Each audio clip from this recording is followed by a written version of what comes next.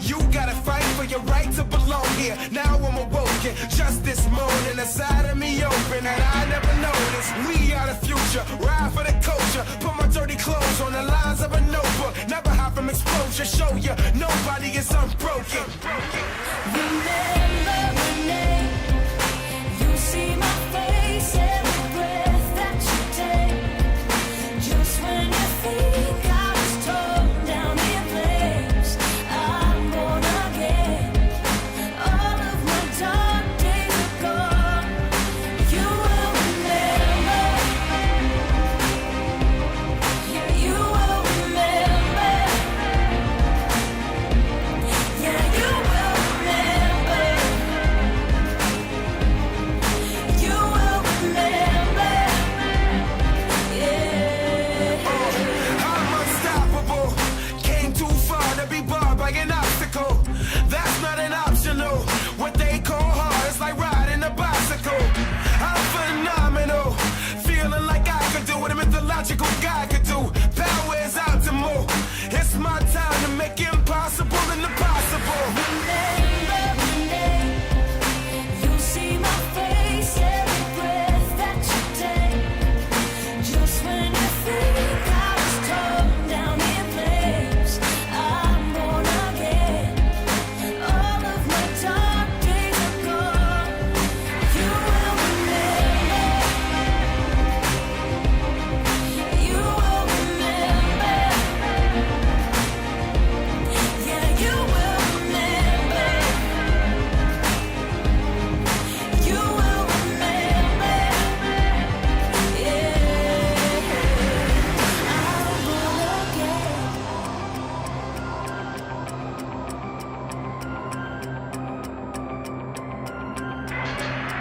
I'm born again. All of my dark days are gone. Remember my name. You see my face every breath that you take. Just when you think I was torn down in flames, I'm born again. All of my dark days are gone. You will remember. You will remember. Yeah, you will remember. You will remember. Yeah.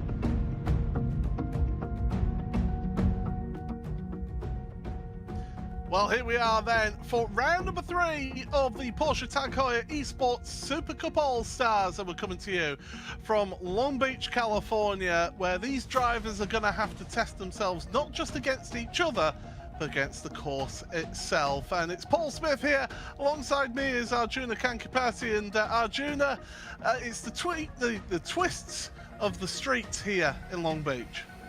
The people have spoken, and apparently they wanted to see us come to Long Beach. Tight, twisty, technical, and I think a real challenge in this car. We talked with Lauren Heinrich, one of our all-star drivers that returns today, about just how difficult these cars can be without anti-lock brakes, without traction control. Everyone's going to find out just how tricky they are here tonight. They certainly are. They're going to find out the hard way. This is the final race that we are going to be using the Porsche 992 Cup car here today, and I know some of the drivers will be glad to see the back of it, given the All-Stars here. But here we are then, Arjuna, Long Beach. It's a historic venue. It has. It's hosted so many forms of open wheel racing, and of course now endurance racing as well.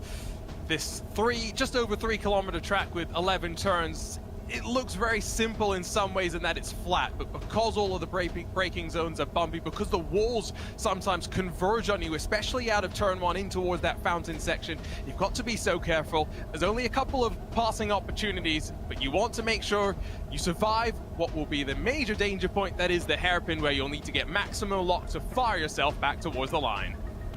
Yeah, it is a real test of these drivers' skill in not just accuracy, but consistency as well, isn't it, Arjuna? That's what these drivers will need out there today.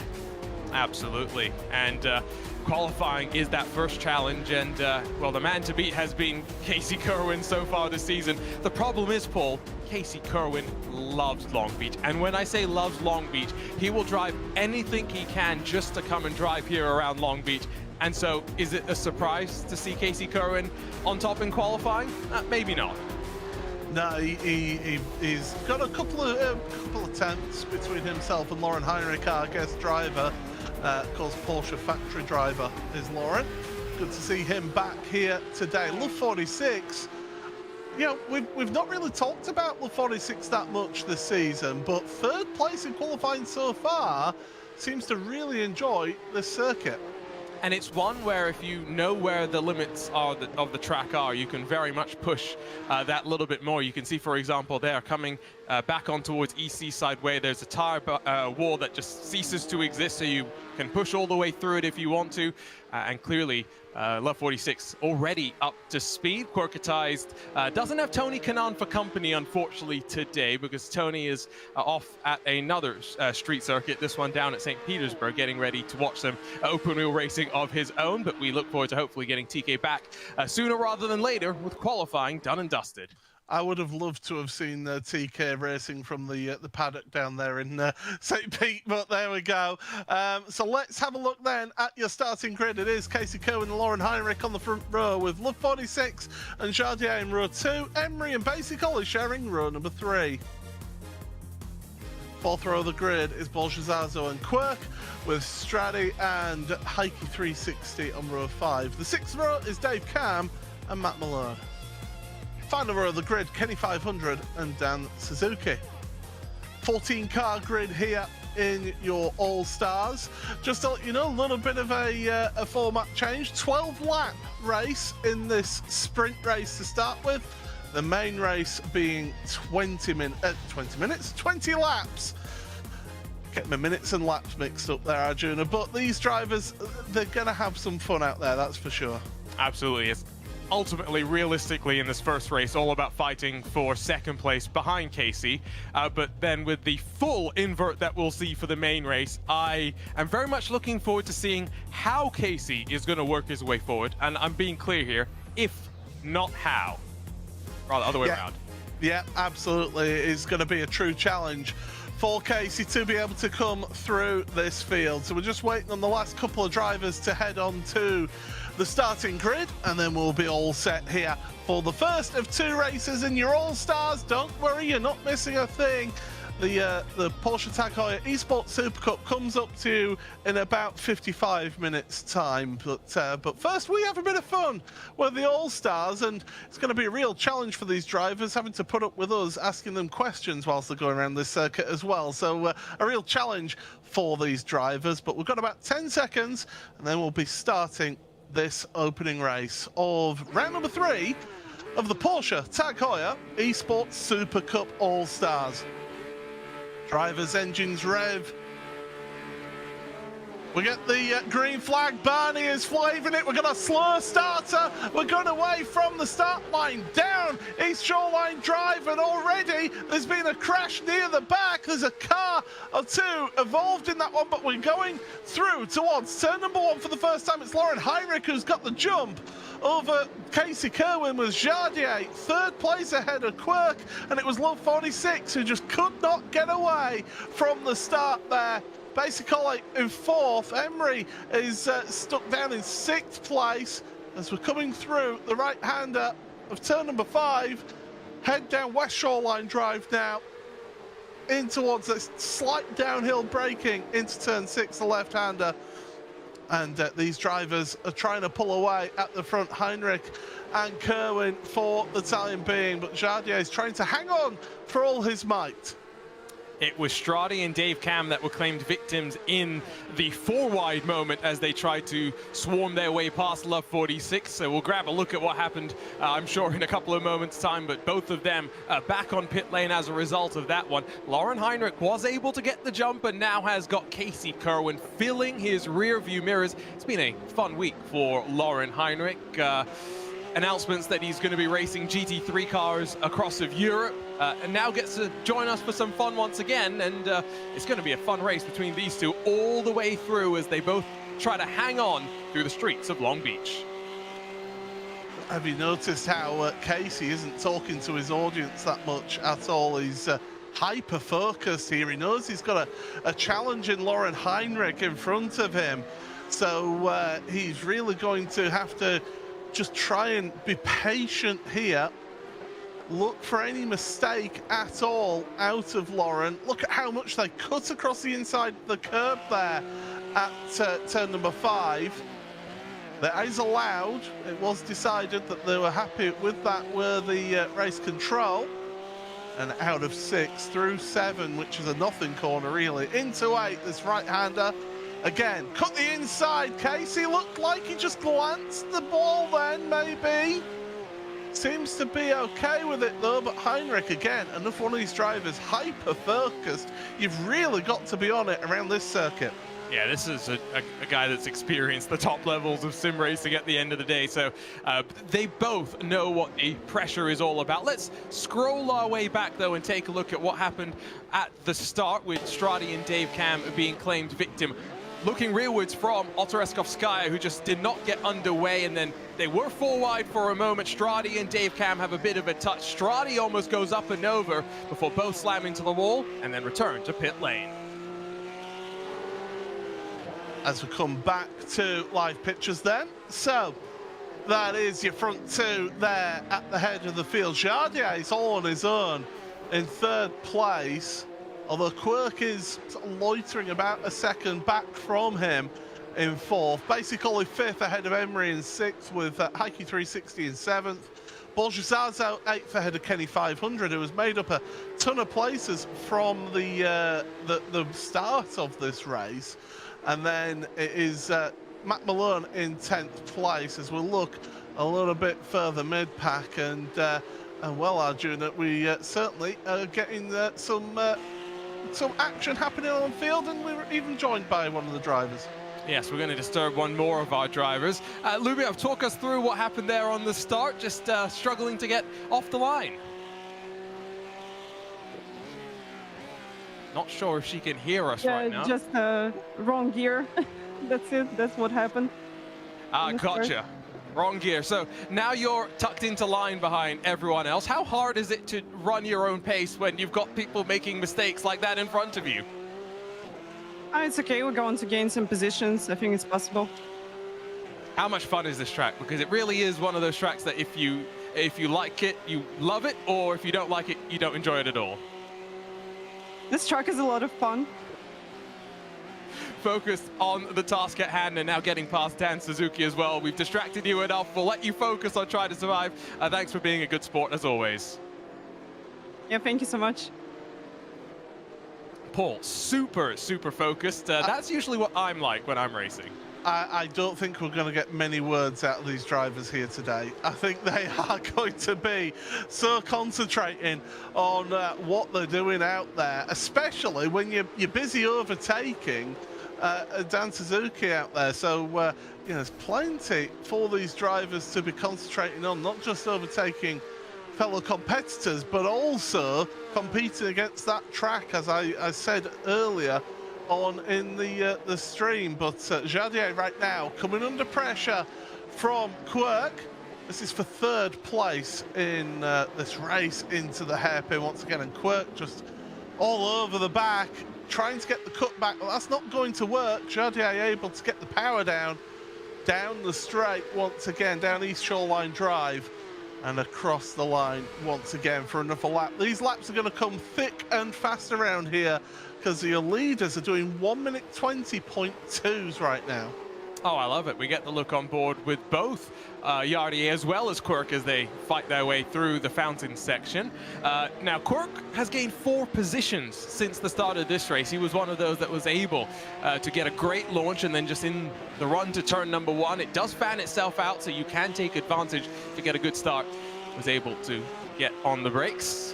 Smile on the face of Yardier, but it's almost like for the first time he's having to focus very hard as well, turning himself into the corners. And yeah, he had a lot of fun just this past week. Paul got to go in alongside James Baldwin and spend a full day testing real race cars. I'm sure that would have put a mega smile on his face.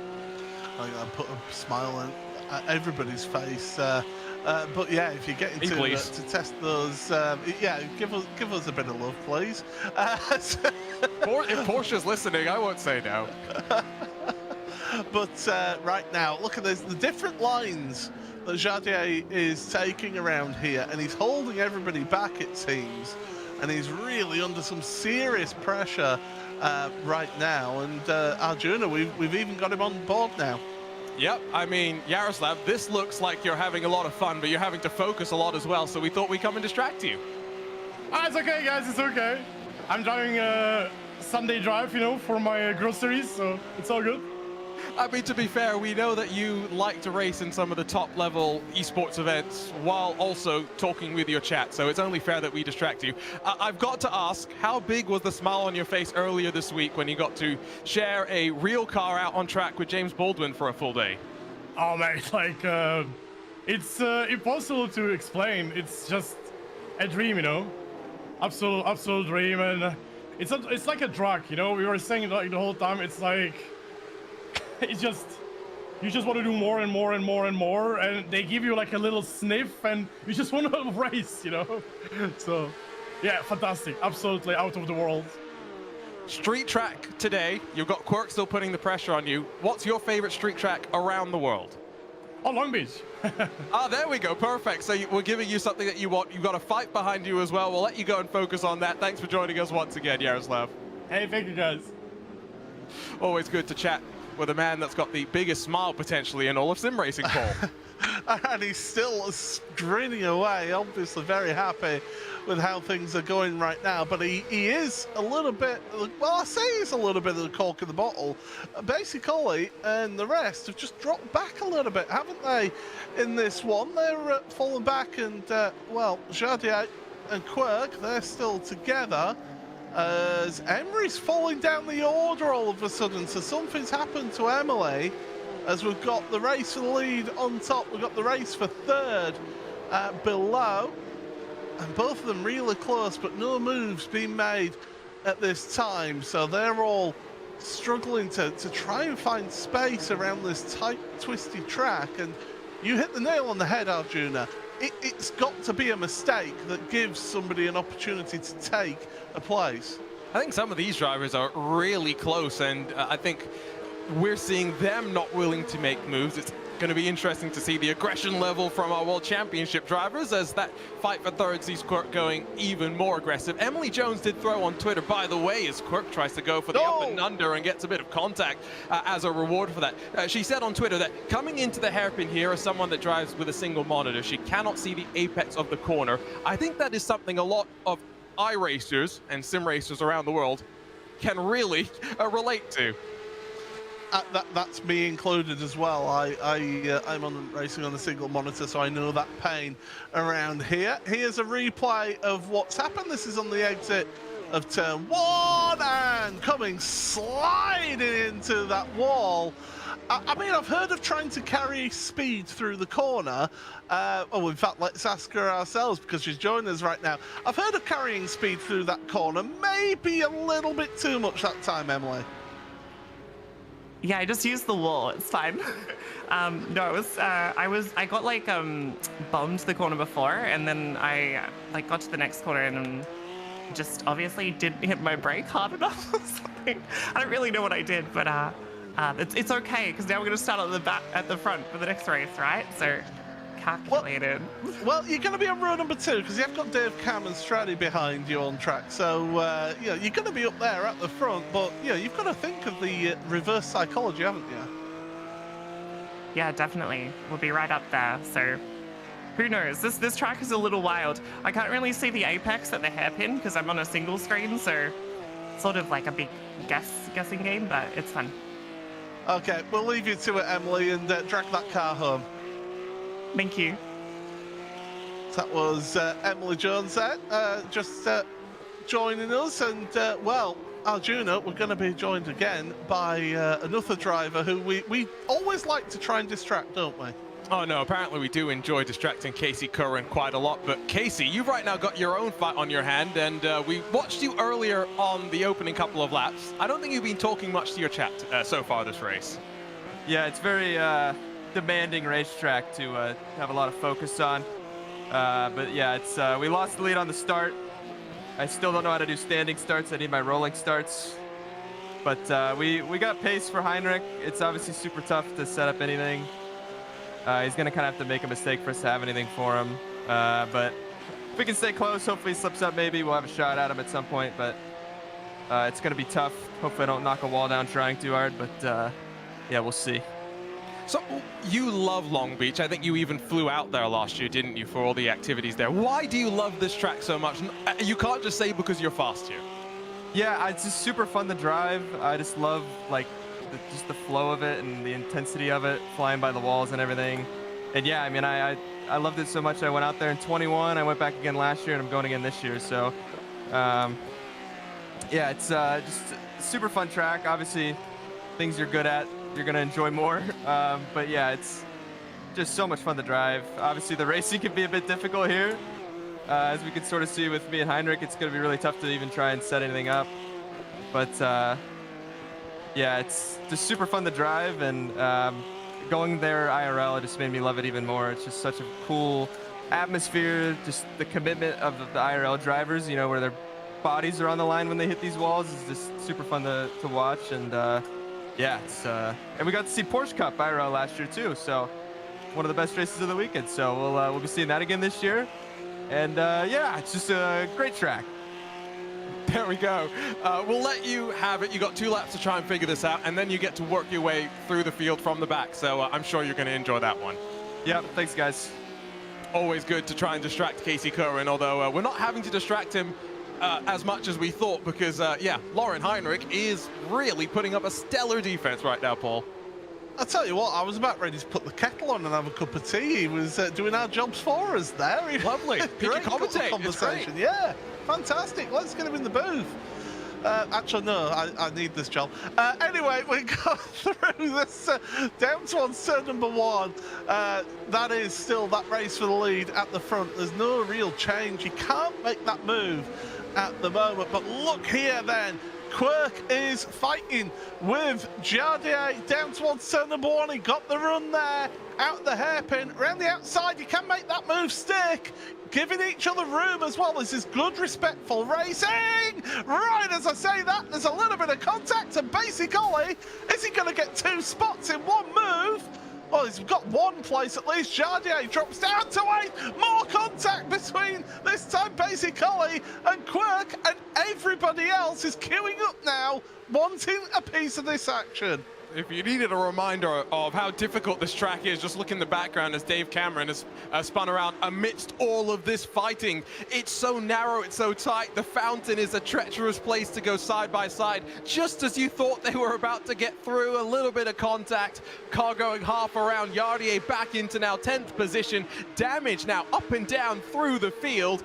17 seconds back are these drivers from the guys up front as we get ready to go to the final lap of the sprint race. It is crazy just how far the drivers at the front of Lauren Heinrich and Casey Kerwin have got ahead. There's Heike 360 and Xavier right now trying his best to take any advantage that he can here to try and gain a place. Don't forget, top 5 of these drivers and do get themselves a Tag Heuer connected watch. So after this series, they're all fighting it out for a very nice prize that I'm still waiting for an email about, but there you go.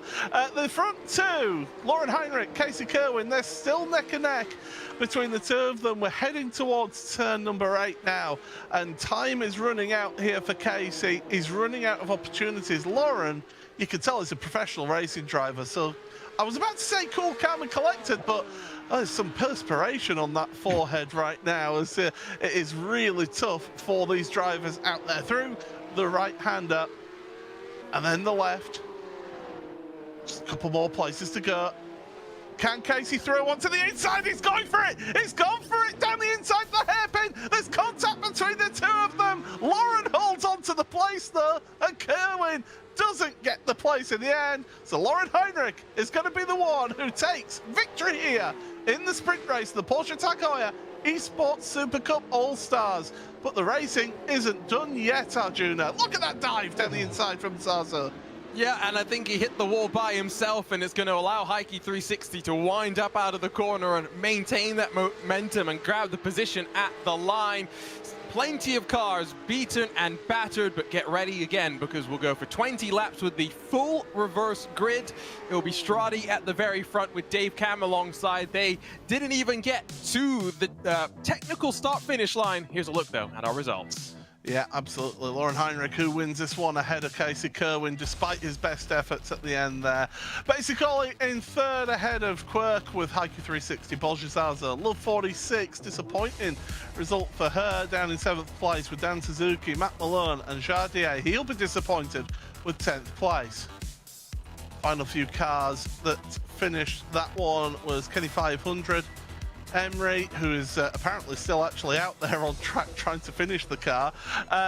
Dave Cam, as we say, 1 lap down, and Stradi is 10 laps down, did not get to the end of that one. But this is the schedule, and we're going to see one more race here, the main race of the All-Stars, and then we say goodbye to the 992 GT3 Cup car, and we say hello to the 718 Cayman. Yep, no, it's going to be an interesting little switch. Of course, a very nimble car, a little bit less power, but it does have some similar components to this GT3 Cup car. Only 3 races there, 1 at the Circuit of the Americas, 1 at the Red Bull Ring, and then 1 at Watkins Glen. What do you note about all of those tracks? Well, they're power tracks. So we're going to see some drafting races, specifically, of course, at the Red Bull Ring and Watkins Glen. I don't know about you, Paul. I think the Circuit of the Americas is underrated. I can't wait to see that race as well.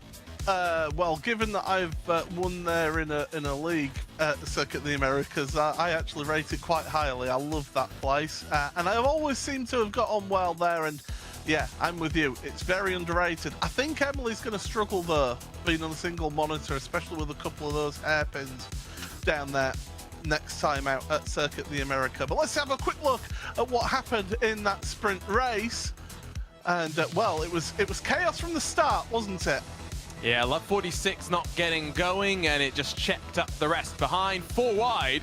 Stradi and Dave Cam coming off worse for wear with a bit of contact with Matt Malone. Somehow Dan Suzuki avoids cars as they ping-pong their way around the track. Then for later on, Quirk going side by side with Basic Ollie. Plenty of fighting further back, while we saw Lauren Heinrich and Casey Cohen running away at the front. They certainly were. There was nothing to separate the two of them. More action further back. That was a little mistake from Dan Suzuki that allowed Love 46 to go through in that race. And when we saw also some plenty of racing, well, Emily finding the wall. She'll be starting up near the front. But those two at the front, they just could not be separated, could they? This is where it all got a little bit exciting and dramatic for that third place. Quirk finding things tough to get past. Jardier losing out, and Quirk just came into the side of Basic Ollie, and that's what put Quirk back in the wall. It just really set off then a bit of a chain reaction for those drivers to continue racing hard at the front. Kerwin threw the move on the last lap, desperation, but allowed Heinrich to work his way to the checkered flag to grab the victory in the first race of the evening. So here's the grid then for race number 2 of the evening. Row 1 is Straddy and Dave Cam with Emery and Kenny 500 row 2. The third row is Jardier and Matt Malone. Fourth row of the grid is Dan Suzuki and Love 46 with Porsche Zazo and Heike 360 on the fifth row of the grid. Quirk and Basic Ollie on row number 6, with the seventh and final row being Casey Kerwin and your sprint race winner, Lauren Heinrich. Got about 30 seconds before we go then. How tough is it going to be for Kerwin and Heinrich to work their way through? Oh, very, very tough. I still think Casey's got a good chance because he's going to be, I think, willing to throw the moves as he needs to, but it's all going to come down to lap number 1 and that run into turn 1 and who can get through safely. Well, let's see at this one then, at the front. It's going to be a real test of drivers' patience here in this race. Getting ready for the start of this one. The drivers will look to the starter's gantry. Barney is waiting with that green flag. We're green flag racing here in the main race of the Porsche Heuer eSports Supercup All-Stars down towards that turn number 1 at Aquarium Way. Absolutely neck and neck at the front of your field. Dave Cam, Straddy, side by side. It's 2 by 2 by 2 all the way through the field as they go into turn number 1. And then into the fountain section. Good move from Kenny 500 to get ahead of Emily at the start there. And we've got all chaos further back. And it's Dan Suzuki and it's Quirk who have come together. Suzuki was facing the wrong way, but everybody stays on track and keeps going in this one. But as we go along now, already Cam, Straddy, Kenny 500, Emery, Jardier and Matt Malone, the top 6 right now. And Heinrich and Kerwin have not been able to gain that many places at the moment. Once again, Love 46 just not getting off the line, and fortunately no chaos really on that run into turn 1. It was in the fountain where Suzuki and Quirk came together. Those two fortunately not really taking anyone with them. Kerwin and Heinrich were able to work their way through into now 10th and 11th positions, but as we wind to the end of lap number 1, already a bit of separation building through the pack. It's now all going to be about the next 19 laps and seeing who can survive the streets of Long Beach.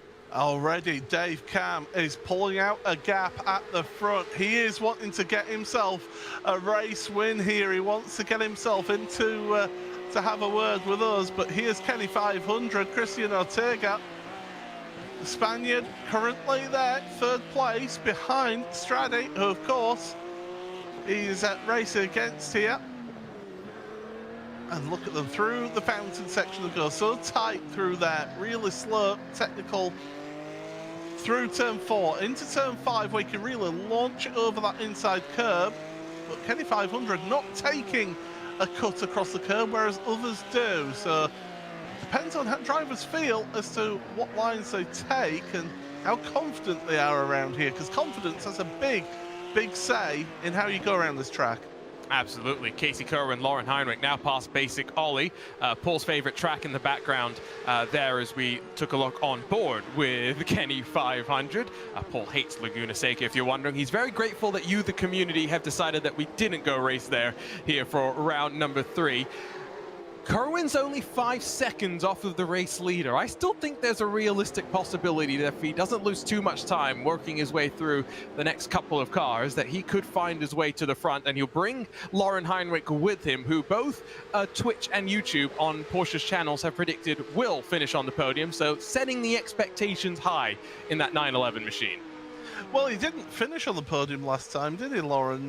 He got involved in a lap 1 incident in the main race. Not so this time. We go through turn 1 again, but Dave Cam at the front right now. Well, he's got a comfortable position right now, a comfortable gap behind him, almost a second between himself and Stradi. And this is where he really needs to take advantage of this, Arjuna, as in fact, Dave joins us now. Hello. Yeah, Dave, it's been an interesting start to your All-Stars series, but you're having some fun at the front now after some more bad luck in race number 1. Yeah, that's just one of those things in the Porsche Cup. You know, if somebody doesn't get away, then people have just got to try and do what they can do to avoid it. But it's just one of those things. We'll try and capitalise on that in race 2. We go off next to the Porsche GT4. That will be in 2 weeks' time. I'm very curious what you think about this, because you enjoyed some racing at Road America in some of the various iRacing official series last week, as did I. And I'm becoming a firm proponent that sometimes slower cars means better racing. Absolutely. I always say that I mean, iRacing's got some fantastic cars at the moment for close racing. The Skip Barber, the Toyota, the Mazda. So I'm a huge fan. GT4s, I'm sure, will be exactly the same. Super, super close. In terms of the track here today, how much of a challenge is it for you to talk to us and continue to not hit the walls? Like you wouldn't believe. Well, you're making it like you wouldn't believe. You're making it look a little bit easier than you say, so we'll let you go and focus, right, because Stradi is starting to catch. But good luck, and I'm glad you're having some luck. Thank you, mate. Cheers. Dave Cam, always giving us some fun little chats there, Paul, and it is great to see him have a bit of luck go his way here today. So I figured it out then. Us talking to a driver is worth about 0.4 of a second to the rest of the field. So that's the target time that they need to keep an eye on as to whenever we get them in our commentary booth here. But Javier, well, Stradi himself, he is in second place. He's got his fellow Spaniard behind him as well in Kenny 500. A number of Spaniards on this grid, don't forget, as well. Heuer 360 as well. I still remember that win at Barcelona. He was absolutely sensational last year and so emotional across the line. So these drivers really pushing on hard here as they go through East Shoreline Drive once again. Finish another lap. Dave Cam is currently in in first position ahead of Stradi and Kenny 500. And now, Arjuna, we get joined by our Porsche works driver, factory driver, should I say. We get to distract Lauren Heinrich a little bit more. And Lauren, I'll just ask you about what a week it's been announcing all of your GT3 endeavors across Europe this year. Yeah, exactly. So this week I could finally announce my program for this year, and to be honest, it's not even final, so there's something more coming. I will be racing in the DTM in the Timo Bernhard's team, 2 times Le Mans overall winner, so really a pleasure for me. And also I will do my first endurance races in the GT World Challenge Europe Endurance Cup in a Pro Class entry, including 24 hours of Le Mans, Spa. So this will be really a highlight for me, and I'm really happy to take this step and drive the new GT3R. I'll ask you about the first race that we had. You had Casey behind you for the entirety of it, and he only tried one move and then let you fortunately grab the win after that. Where can you pass here at Long Beach, because you've been slowly working your way forward? Obviously on this track it's really hard, you know, you don't want to crash yourself, you don't want to crash the other car, so you have to take it really easy, especially when we are so tight. You know, the lap times with Casey and me, they were so close. So yeah, he tried it in the last corner. I think that's the only real possibility where you can send it. But the problem is the other driver, he has to give enough room, you know. So on this track, it's near impossible to overtake. As you can see right now, you know, we're stuck in the strain. I don't really know what to do. So yeah, I'm just following, see what Casey does. What's your favorite street track in the world? Because I feel like you maybe have some interesting opinions on this. Yeah, I think I'm a bit biased. You know, when you race two years in the Porsche Supercup, racing Monaco in the Formula 1 weekend. You know, not only the track, but the whole event is something really, really special. And I had the opportunity to stand on the podium in this race. So for me, this is my favorite one, but this year I will experience a new one at Norris Ring. It's actually my home race, so maybe it will be the new P1 there. I thought that might be a favorite. Thanks for joining us as always, Lauren. Always great to chat. And Paul? Yeah, so great to hear from Lauren. And I tell you what, Norris Ring, that would be a good shout for getting onto iRacing. I would love to see that. I've always enjoyed doing laps around that elsewhere, shall we say. But moving on, these drivers are going through East Shoreline Drive, and this is what the drivers get to see. This is their view, the cockpit camera, and this is what you yourself would see as well if you do race on iRacing. And of course, if you are watching this and thinking, do you know what, I would love to try my hand at iRacing, well, currently 40% off all of new memberships here on iRacing, so do go and head on over to iRacing.com, and you too could get in the driver's seat and have this view from your front windscreen. And well, there's the details. Do join us here on iRacing. It's always fun, and you never know, you might even be unlucky enough to be racing against me. Fortunately, no worries about racing me, because I tried to jump back into some iRacing races, then realized how terrible I am and lost 300 iRating along the way, Paul. So yes, I'm making my way down below 4,000 once again. Oh, Lauren Heinrich's trying to make some moves around the outside to the inside. A little bit of an over-under into the hairpin, though. He's got to give the space. Got to leave the space, a little touch, a little kiss, but he's made that move stick on Casey Kerwin. So he has moved forward as Lauren ahead of Casey Kerwin up into 7th place. That was a good move. And where did he say that one of the places you can try something was? At the final corner. He set it up nicely as well to really get his way on past. And now, I think, who's that? That's got a slowdown penalty. Malone. Matt Malone, I think. No, I don't think it was. I mean, good luck getting a slowdown penalty around here. I think he kissed the wall, and I think that's what slowed him down. So a big puff of smoke on that view that we had just through turn number 1, and Malone dropping back now. So I wonder if he's maybe got a little bit of damage to his car. We'll have a look at this then and see what happened to Matt Malone. It's going to be in towards turn number 1, and on entry it looks okay. Oh, just way too much speed, and then the right rear just kisses the wall. He honestly may have gotten away with that one, because it could have been a lot worse. He did a good job to do the Malone shuffle and lock it down in time. Now, this is an interesting run of cars. We've got Porsche Zaza, Heike 360, Basic Ollie, Love 46 and Quirk all together out here on track, and they've all dicing away with each other here. So Quirk's done a good recovery drive here, I do think, because remember, he was involved in that incident on lap 1 with Dan Suzuki at the fountain. Yeah, no, absolutely. He's kept himself in the mix, whereas Dan's about 5 seconds adrift and a bit by himself, unfortunately, for the time being in this 20-lap main race, because, like Paul mentioned earlier, not time limited anymore, instead a lap limited for this particular race, and maybe for parts of the rest of the season as well. You can see as they work through the fountain, though, it's so easy for them to be a little bit too wide and then clip that left side of their car on the wall. But all the way through the course of this lap, Paul, through the 11 turns, you are dancing on that limit. You are really trying to push yourself as far to the wall as you can get to, all while recognizing that here in sim racing, you can't see everything. You certainly can't see everything, and it's a track that I personally just do not get into the flow of at all. It's one I've always struggled at, as we keep on looking at this run further down the order, but further up the order, Lauren Heinrich, you can see it in the left-hand side of your screen, is up to 4th place now, ahead of Emily Jones as they go through. And here's a replay of Lauren Heinrich's view then, and this is the Matt Malone incident, and whoa, look at how close Heinrich got to that one.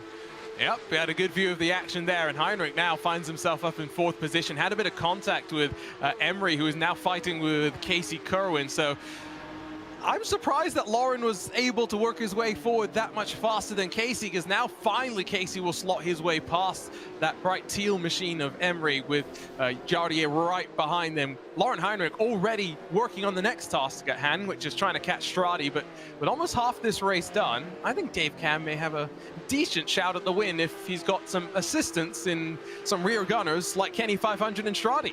Is it teal? I would have said more of mint green myself. Mint green probably is fairer. Yeah. But anyway, yeah, you're absolutely right with that though, Arjuna, because Kenny 500 and Stradi, those two are together, separated by about 0.6 of a second. Lauren Heinrich is trying to catch up to the two of them in front of him, and those are the next two that he's got to get past. I do feel that if he makes, oh well, he's already made the move on Stradi, so there we go. That's no time messing about for Lauren. Well, it looks like both the YouTube and Twitch chat was right. He's up into the podium spots here, Arjuna. Yeah, no, great job. Casey, by the way, is right behind as well, so I think they may have their own little tussle still with 10 laps left to go. Kenny 500, the only now barrier between Dave Cam and the charging Lauren Heinrich, who like we saw at the end of the sprint race, for someone who I'm sure is usually cool, calm, and collected, in a sim racing environment, looked like he may have been sweating just a little bit. Of course, this race 8 laps longer than that sprint race that we had there. So we're going through the right-hander of turn number 5 as we go back to basic ollie, and let's give you a little bit of a buzz sound lap.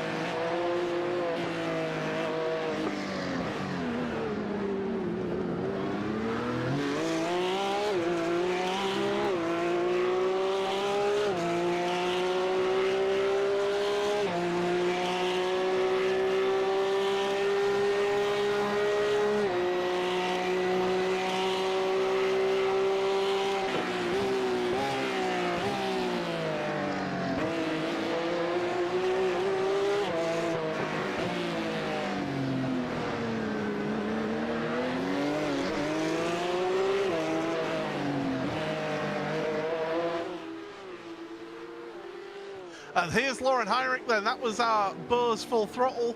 And Heinrich's trying his best now. He's caught up to second place. 9 laps to go. Kenny 500. Well, that's a big wide open there. Gap for Heinrich to go through. And Casey Kerwin's going to say, okay, I'll take an advantage of that as well. 3.5 seconds they've got between themselves and the race leader of Dave Cam. And if I'm Dave Cam right now, Arjuna, I'm looking at my little relative box and going, oh no. Yeah, I think you probably summed up as best as possible. And now for Casey, who almost gives a shove to Lauren as they work their way out of that hairpin. 4 seconds is the gap. Lap time for Dave Cam last time by was 21.3. Let's say Lauren Heinrich can do about a second a lap faster. That means he's going to catch in probably 3, maybe 4 laps time. Can Dave hold out for another 4 laps? I guess we have to find out. I think if you're Dave, you've got to hope that Casey Kerwin decides that now's the time to start scrapping, isn't it? You need him to start sort of making some moves and try to get a move done on Lauren Heinrich to slow those down, to give Dave a chance, because Dave Cam's last lap was a 21.3, Heinrich's was a 21.0. Kerwin, and bear in mind they were overtaking somebody with that as well, Kerwin's last lap was a 20.5. It was the fastest lap of the race so far. So Kerwin is on a fire right now, and he's got some good pace behind him as we still look at that race for 8th and 9th place as well, because Quirk is pushing hard and trying to make his way forward. This time, he's got Matt Malone in front of him. Yeah, get out of here. How's it going, Matt? How are you enjoying the streets of Long Beach? Oh my gosh, can I get some camera on some of these corners? So, Long Beach, Laguna Seca, Imola, that's what the fans had a choice of. Which one would you have preferred we gone to? Well, I guess here. I suck at Imola. You know, this is probably the best option, but man, it is eSports ready, this track, let me tell you. Look at Quirk, he thinks he's gonna pass me on the outside. He probably will. You've already had some issues through turn number 1. How difficult is the braking zone there? Oh, I just can't tell. Yeah, it's really hard to know when to brake, how hard to brake, where to turn in. It's real flat, so you're going to have issues. And obviously, I find a new issue every time I go through there. I got to figure it out. I mean, it's a good thing that these are virtual race cars, because the damage bill, I think, for Porsche would be pretty significant, wouldn't it? Oh yeah. You don't even spend the money to fix them. You just junk them at this point. The amount of damage I put on them, let me tell you, it's going to cost you more to fix the walls. So we're going to the Circuit of the Americas with a GT4 car next. Are you going to enjoy that a little bit more? Yeah, slower the car. I think I'm a little bit better, but and I do like Coda, so yeah, it should be a good change of pace. After that, RSR, 911 RSR, and then we finish up with the Mission R. So I get the feeling that you're going to wish that you were back in the GT4 car by the time we go to that electric machine, which has got more power than sense. Yeah, well, that's going to be for some great memes. Well, I mean, Long Beach. Memes. It's all. You see Casey Kerwin. He's just floating around, getting through all these corners like no problem. This guy's unbelievable. I took one look at his great head of hair on the way by, and I got distracted. That's why he got the pass. It's the only reason. He's closing on the race leader. We'll let you continue your fighting, and we'll go and check in with them. Thanks for joining us once again. All right, thank you. Always fun to chat with the man behind the Malone shuffle. Seemingly kept him out of any major damage, Paul, but sliding backwards now to 12. Yeah, he's going backwards rather than forwards, is Matt, and at least he's enjoying himself. One thing that's worth pointing out there, though, is that Casey Kerwin has got up to 2nd place. He's ahead of Lauren Heinrich again.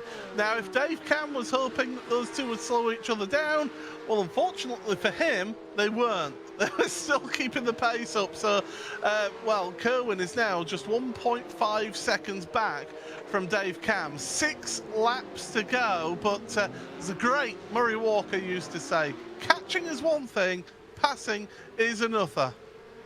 Yes, but lap time-wise, I think the delta is big enough that maybe we'll see it. Here's a replay of how Kerwin got past Heinrich. Just a little bit wide was the 911 as they got onto the power. That would have lost him a little bit of ground. Casey, then in the draft, slides his way in towards turn number 1, expecting a slingshot down the inside here because it's always a bit easier to get it done. The car on the outside is always going to be realizing that he's going to have to back out a bit. Lauren recognizes discretion is the better part of valor, and Casey Kerwin passed our sprint race winner from earlier on today.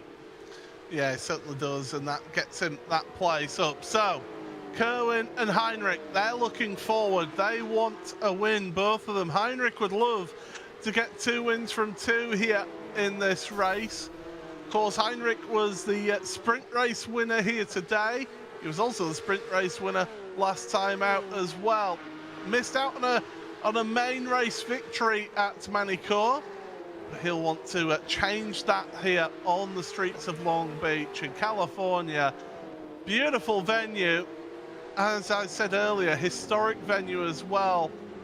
Of course, first hosted Formula One back in the late 70s. And I'll always remember it for being the venue where John Watson in a McLaren managed to go, I think it was actually the Porsche engine McLaren as well, managed to make it the most places gained to win a race. Started 21st and ended up winning the race that day. It's a track that's also undergone some changes over the years as well, layout-wise. I find this one quite interesting, but I wish in some ways I could have experienced what some of those older layouts were like for racing, because they looked a lot more visceral in terms of the amount of speed that you could carry through some of the corners. But it was also interesting, Paul, that the area around this track has come up as the event has continued to grow and get bigger and bigger and bigger. And as these drivers wind their way in towards 6, out of West Shoreline Drive towards East Seaside Way, you'll notice on either side of the streets there's just restaurants, there's all sort of things that iRacing's done a great job of giving us views of, and you can just tell how this area has changed because partially of this event. Casey Kerwin is looking busy. He's looking like he wants to get that first place from Dave Cam. Cam is doing all that he can to hold on to this one. Cam's keeping a good, consistent pace, it must be said, though. Across the line they go. Last lap was a 20.9 for Cam, a 20.5 for Kerwin, and Lauren Heinrich behind, a 20.3. So the three of them all together. Dave Cam now, he just needs to position his car in the right place at the right time and not be defending, basically not be defending where you don't need to. Don't give them opportunities and just place the car exactly where you need it. You see Cam working hard behind the wheel, a little glance of the wall. Casey Kerwin though, cool, calm and collected. We know that Casey is just going to be able to set something up. He's already done it to Lauren Heinrich behind. With 2 laps to go, the question will be, does he decide to try and go for it into the hairpin this time by?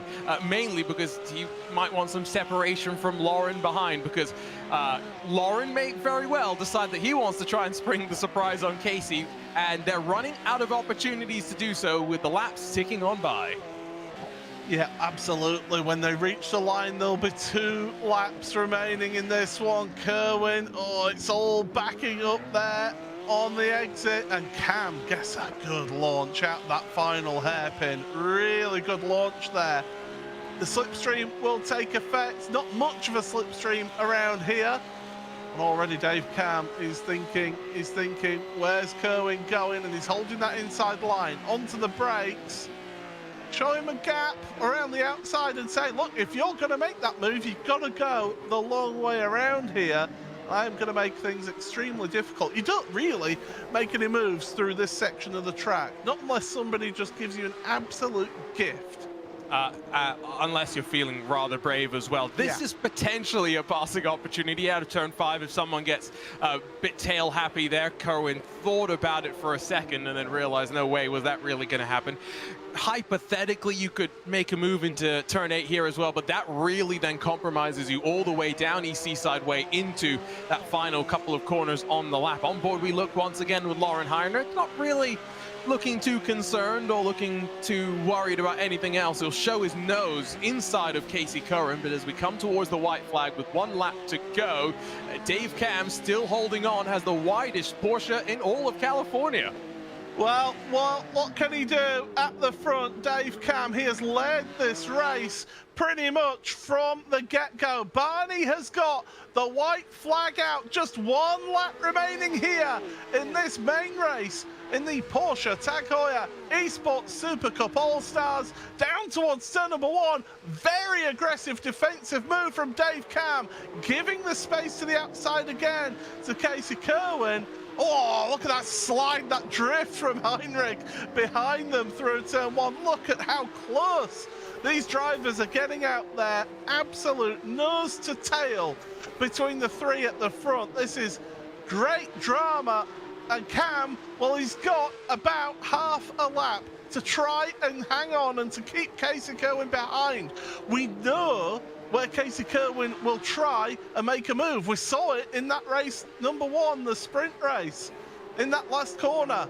Will he do that again through 8? It's important to get the drive out that corner, and again Dave Cam going very defensive very early down that back straight in towards the right-hander at turn number 9. Kerwin's having to be patient here. He needs to get a move if he's going to get the win here. But Cam is holding the line. Can he hold it on? Here comes Heinrich into the final corner, and Cam's wide. It's 3 wide on corner exit. It's all about the drag to the start and finish line. Can Dave Cam hang on to victory at the end for victory. And who gets second? It's Lauren Heinrich. My goodness, what a finish.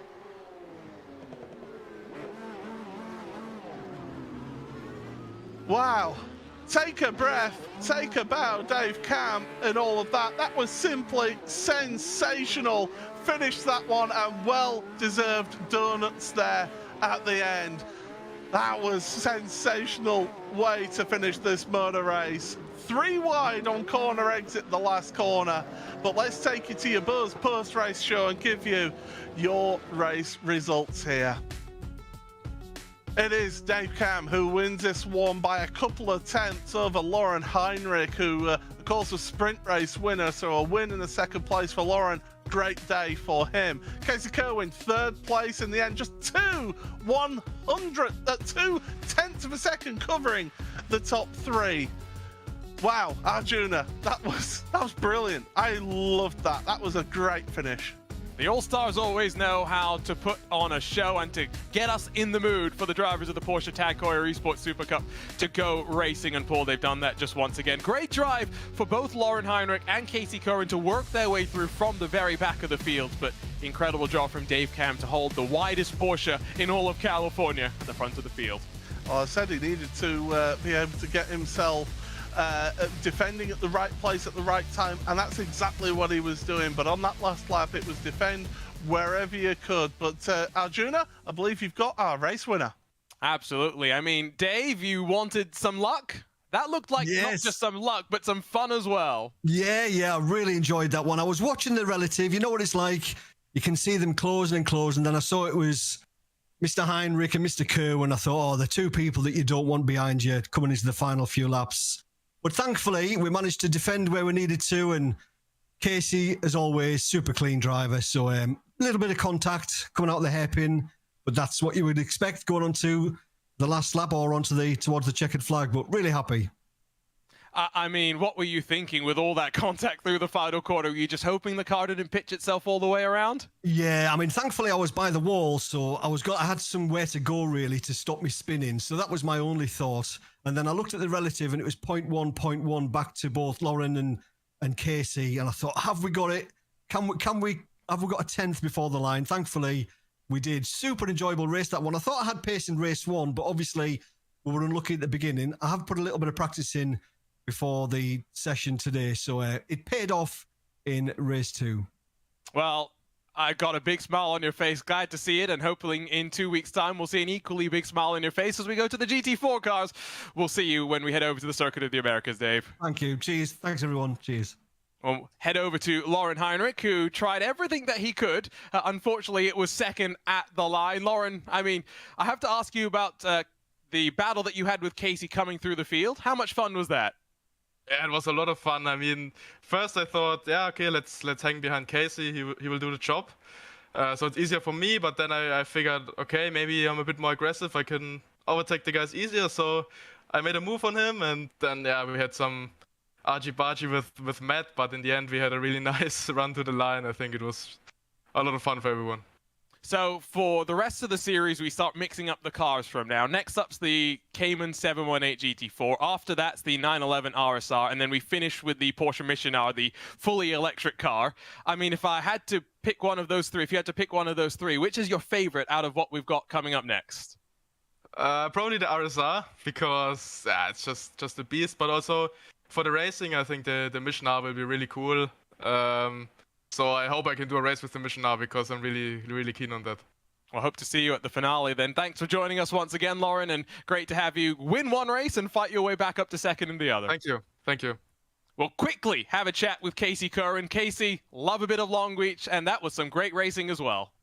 Yeah, that was insane. I've definitely never had a finish like that at Long Beach before. It was a lot of fun coming through the field. It was obviously a bit hectic at the start. Thankfully, we kind of got through it cleanly. But then it's just so hard to pass, and honestly, everyone had really good pace, so it was really hard to set up passes around here. And yeah, I think on the long run, our pace was a bit quicker, so we were starting to pick people off a little bit easier. But once we got to second there behind Dave, we ran him down, but then once we got there, he picked his pace back up, and it was a lot harder to try and set up a pass. I feel like there was a couple opportunities I had but he just did a really good job defending. And yeah, we did everything we could, really. I could have maybe tried to bomb one into the hairpin again, but we saw how that ended in the sprint. So he locked up, opened the door, but then Heinrich was there. So, but yeah, it was just a super fun race, and hopefully it was definitely a lot more of an entertaining race than I thought it was going to be. You know, I love Long Beach, but you know, street courses can be really hard to pass. But it was super racy and a lot of fun, and I hope everyone enjoyed. Thanks for joining us once again, Casey. We'll see you in the GT4s in 2 weeks' time. Thanks, guys. Appreciate it. Paul. Yeah, thank you very much. It's always good if I switch my microphone back on. But yeah, that was the end of the Porsche Tag Heuer eSports Supercup All-Stars. But stick around, because coming up for you in just a moment's time, it's the final time we see this track in the Porsche Tag Heuer eSports Supercup.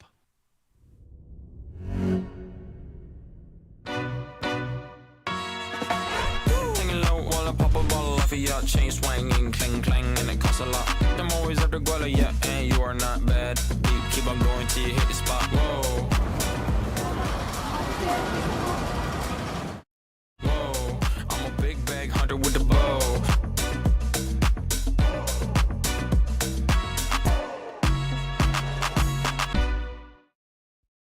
Racing isn't easy, but experiencing it is.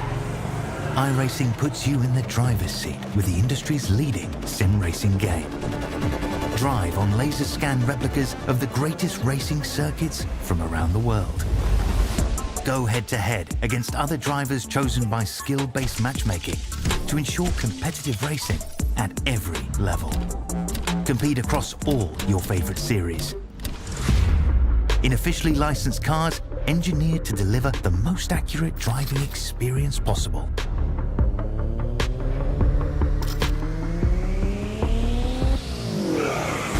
Join a race or host your own with players from across the globe.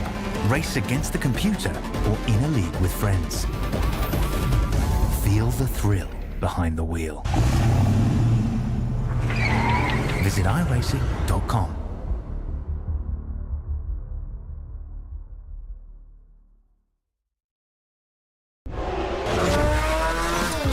This is virtual racing with real stakes. This is fine lines, milliseconds, and 200 grand. This is insane, but that's what keeps us coming back for more. The Porsche Tag Heuer eSports Supercup by iRacing, live on YouTube and Twitch.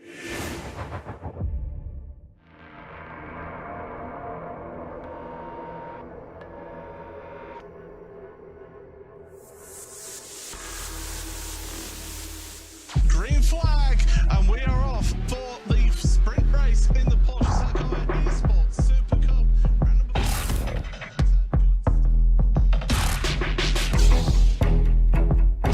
$200,000 on the line. Who will rise to the challenge?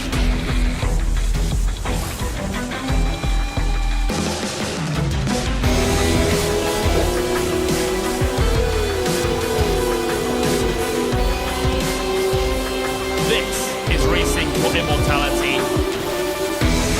This is esports personified. This is the Porsche Tag Heuer eSports Supercup.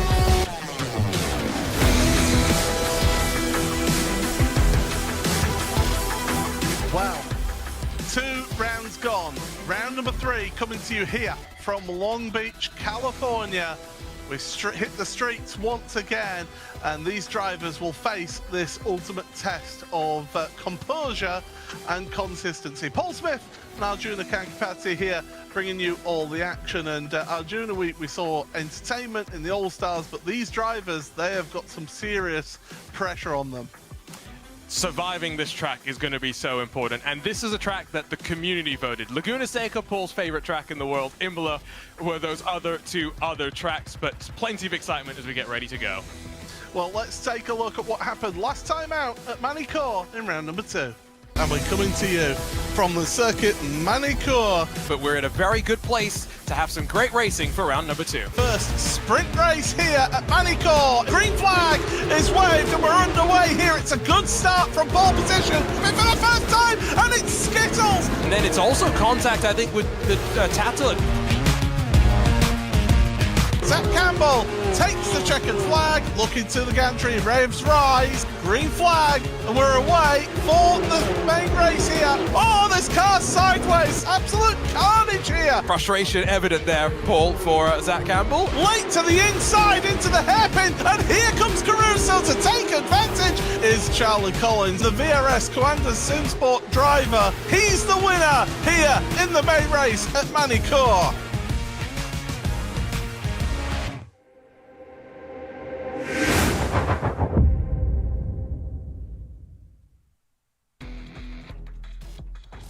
So there we go, that is what happened last time out at Manicourt, but let's take a look at qualifying. Let's remind you all again of how things happen. It is lone qualifying, just one hot lap per driver. Qualifying though, it's split into two groups, so those drivers from 30th to 6th place in the championship standings, they all go at once right now. That's what these drivers are doing out there. And then the second group, P5 through to first place in the championship, they go one by one, and they will be then seeing who gets pole position towards the end of this qualifying session. And it's going to be a very crucial qualifying here for these drivers out here today, because not only does the position where you start give you, well, further up the field, give you better starting position and a better chance of getting a good score, also gives you some championship points if you finish in the top 5 in qualifying as well. Absolutely, and we know how difficult passing here is going to be. And so I think in some ways it's going to be interesting to see how many drivers are content to maybe not qualify at the front, knowing that they may not get maximum points in qualifying, may not be in the best position for the first race, but then with the inverted top 8, they'll cycle their way up to the front. Couple of team changes that we should probably talk about a little bit as well. Johan Harth, one of them, hasn't left the Apex Racing team. Don't fret. He has moved over from the regular white, blue, and black of the Apex Racing team to the Stormforce Apex Racing team machine. You're not going to miss it with the yellow and black. And after being involved in some of the chaos at the hairpin at Magny-Cours last week, Johan Harth looks for some better luck on the streets of Long Beach. Yeah, he'll be looking for some good time out here in qualifying, and then some good point scoring for him. Thomas Tettela there on track right now, going through the final corner for the heroic team. He had a couple of solid results, finishing in the top 10 twice last time out at Manicourt, so he'll be looking to improve on that and get himself further forward. Here we go then, in towards turn number 1 for Thomas Tettela onto the brakes, and here's a driver who wants a better race than round number 1. Max Benecke, the German for Maus. Well, he had it tough last time out, didn't he, Arjuna? Yeah, it's not been all his way. Qualifying, I mean, the start of the season didn't go the way he wanted in qualifying back at the Hockenheim Ring when he wasn't able to put the lap on the board. Remember, it is basically one-shot qualifying for these drivers, so the pressure is well and truly on, and that set him up on the back foot to get the campaign underway. He's been able to work his way into the top 10 in the championship. He still kept himself in the mix with some good race performances, but Benecke, one driver who has said in the past that qualifying has not been his most enjoyable thing to do in this series, has found himself needing those results because he's got the race pace. It now needs to just come in qualifying. Well, those times will start coming and appearing on the left-hand side of your screen to give us some idea as to how drivers are getting on out there. So Quentin Violate now goes to the top of your qualifying standings. Those times coming in thick and fast. Christopher Dambeats going well into third place, because Bryn Collins now provisionally on pole position as we keep on going with more cars coming through to set their laps. Gianni Vecchio, great to see Gianni back on track after missing last time. Johan Harth to the top of your standings right now with Alejandro Sanchez behind him. Gianni Vecchio across the line. Where will he come? Well, it's not to the top of the standings, so provisionally at the moment Johan Harth is in prime position right now. We are going to start seeing the Group E drivers one by one working their way on through. You saw Sebastian Job, I think, there for a moment, beginning his warm-up lap. Very important lap there for Quintin Violati. I can't underscore how important for him to get up inside of, at the very least, the top 9 is going to be, because that's the driver that comes into this round of the championship with negative points, because he's got more penalty points than actual points so far at this point in the season.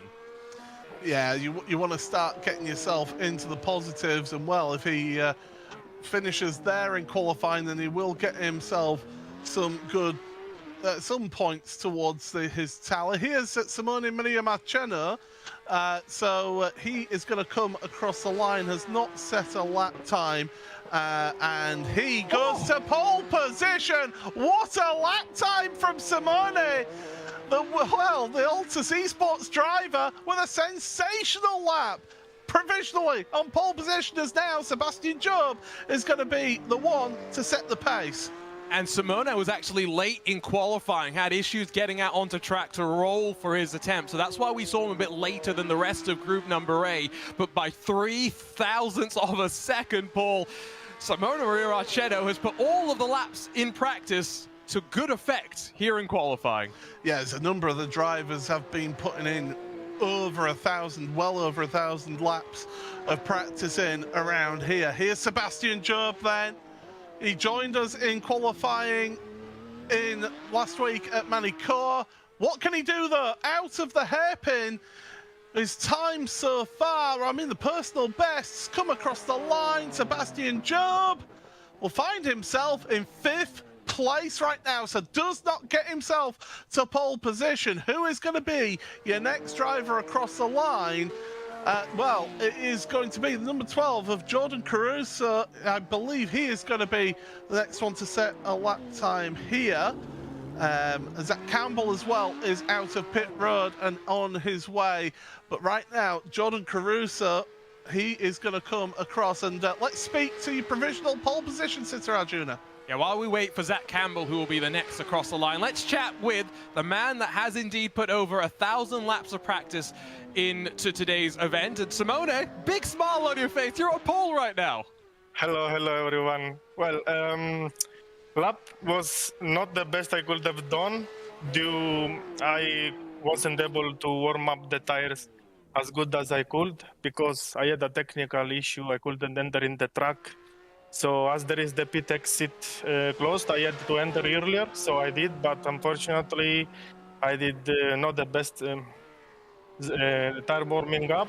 I could have done maybe a 4, but I'm consider what happened. I'm really proud of myself and happy about the result.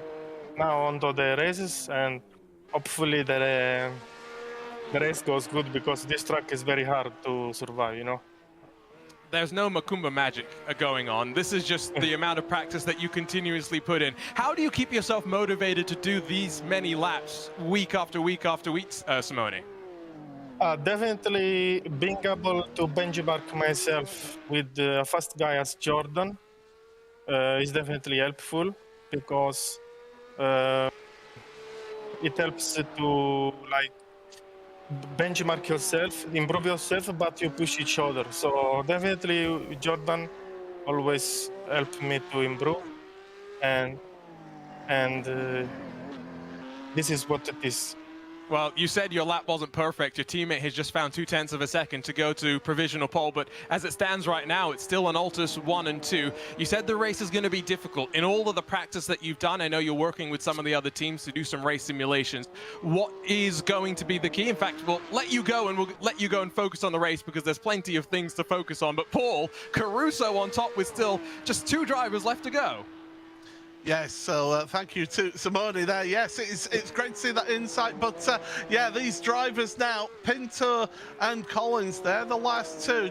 Charlie Collins is going to be the next lap time. Will he be able to beat that benchmark? Jordan Caruso has set one heck of a lap time. Collins at the moment is just setting personal bests as he goes across the line. What does that give him? Only 7th place right now, so Charlie Collins finds himself in the top 10, and there's just one driver remaining now to set a lap time. Your 2022 Porsche Tag Heuer eSports Supercup champion, Diogo Pinto. What can he do? Crucial thing in the championship, by the way, Zach Campbell, his lap time was invalidated. Was just about to mention that one of our drivers in Group B is not on the board, and that's because even at a track like this where it's very much up against the line, if you rub up against the wall, you do invalidate your lap time. So you've got to run that balance, risk versus reward. How close to the wall can I truly get? How much time am I willing to give up in order to get the lap time on the board? And Zach Campbell told me this morning, this is going to be my worst round of the championship. I know it. He's in for an uphill day from here. Yeah, it's so difficult. You know, it's just such a tricky track, and well, it's going to be good luck to them all out there. Through the final corner then, Pinto, what can he do? Again, it's just personal bests from him at the moment as he comes across the line. Where will this put him? It puts him in 6th place. It's a pole position for Jordan Caruso. What a result for the Altus eSports driver, his 2nd pole position here in the Porsche Tag Heuer eSports Super Cup. There he is, your Tag Heuer pole award winner. He's proving that what he did in qualifying in round number 1 is not a fluke, and we should expect him to be at the front fighting for these pole awards week in, week out. Zach Campbell, the only other driver to have grabbed a pole so far this season, but more significantly, I think, Paul, a statement for Altus with not just Caruso at the front, Marcheno alongside. We have got a real mix of drivers up at the front of this field, and this is what Long Beach does for us here. As we take a look then at where we are racing at, it is Long Beach, it's California, it's 11 turns, and it is hard work. The first time they went racing here was in 1975, and you can see from up above the aquarium, all the different restaurants and stuff that have been built up around the ever-evolving track layout. Now it's a heavy braking zone into turn number 1 that builds you into the tricky fountain. You'll want to be single file. If you go 2x2, it can be trouble from there. Then 3, 4, 5, it'll build you towards EC Sideway, one of your passing opportunities that builds you into the final corner where if you're feeling brave, you'll sling a move, but maybe wait to do it until the final lap of the race. These drivers then will get themselves prepared and get themselves set for this opening sprint race of the day. And, well, it's going to be a case of who gets a good start from the front here. And we saw in the All-Stars how one person having a poor start can really have a concertina and knock-on effect down the grid. Absolutely, and we know how the margins in this series are so small. Qualifying margins here, I think maybe somewhat bigger than expected, with 8/10 or so splitting the 27 cars that had times on the board. Now, 30 cars are going to be thundering their way down into turn number 1. You may think, oh my word, that's going to be crazy. But I'll just show you this, the brand new Lego Porsche 963. They're going to be sending 50 machines for multi-class racing around this track in April. Surely we can survive today. Yeah, you would think so, but here's your grid then. It is all Altus on the front row of the grid. Caruso and Marchena, front row of the grid. It's all Stormforce from row 2. Hart and Sanchez with Bryn Collins and Diogo Pinto round number off row number 3. Job and Collins with Violatti and Zelensky. Pico and Dambits round out row number 6. 7th row for Talons and Vecchio with Webster and Nielsen. Ariel and Beneke on row number 9. Row 10 for Oscar Reiner with Atlasid back. Matthias Stuckbeck and Oscar Mangan, Marina Sarika and Alexei Nesov, row number 12. 13th row is Thomas Tetela with Julien Sonnen, with Luca Kita, the last of the drivers to score a lap time, with Jamie Fluke, Sam Kiter, and all the way at the back of the grid, Zach Campbell, a championship contender, starting 30th place. He has got a long day ahead of him, but you know what? He will give it his best, that is for sure. You can guarantee that. We've just got about 40 seconds here, Arjuna, as we see the format for today's racing. It's going to be so tough out there for these drivers to gain any places. I think this is where, if you're Altus Esports, you need that communication. You're not going to have Caruso and Marciano talking directly to one another. It's those that are talking in their ear that need to be lockstep with how they're going to navigate the run to turn 1 and the opening sector, so that they sweep their way out of turn 5 running 1 and 2 with the rest of the field trying to catch them behind. 13 laps to hold on here. Oh boy, this first run into the fountain is always the most treacherous. So then, get yourselves strapped in, get your popcorn and beverage of choice, because we're here for the sprint race of the Porsche Tag Heuer eSports Super Cup, round number 3 from Long Beach. Revs rise. We go green flag racing, and we're underway. It's a great launch from the front row. We've got cars going side by side into the wall almost, between two cars as they go under the gantry in towards turn number 1. They all go, and we've got them through. There's smoke in the background. Something's happened to 2 of your cars out there. One of them is a red line car. That's Gianni Vecchio. He has gone around. But it's Marciano ahead of his teammate Caruso right now at the front of your field with Sanchez, half, and we've got all sorts of shenanigans going on around the fountain here on lap number 1. But it's a great start for Altus. It's 1-2, it's 3 and 4 for Stormforce, and Bryn Collins, well, he has got his brother along with him for the ride in 5th and 6th places. Your championship contender Diogo Pinto 7th ahead of Sebastian Job right now. My goodness, a dramatic start for a few out there, Vecchio being one of those, but they're still going green flag racing, single file down the back straight. But note who's in reverse pole position for our main race, at least for the time being. Sebastian Job, he's got Diogo Pinto in front of him. He's got Quintin Violate behind. That's going to be an interesting fight to watch, because they're all going to get checked up just like this through the fountain, up and over. Add one of our front counters to Diogo Pinto. We've got a complete track blockage at the hairpin, but more importantly, your champion from last year, Diogo Pinto, is upside down and out of this race. Unbelievable. We said there was going to be drama here, and the fans, you, the audience, the fans, all chose this one. You all wanted this, and this is exactly what you're getting. High drama here in the Porsche Tag Heuer eSports Super Cup. But what that does mean is there's big separation here in your field. Right now, it is your top 6 all together.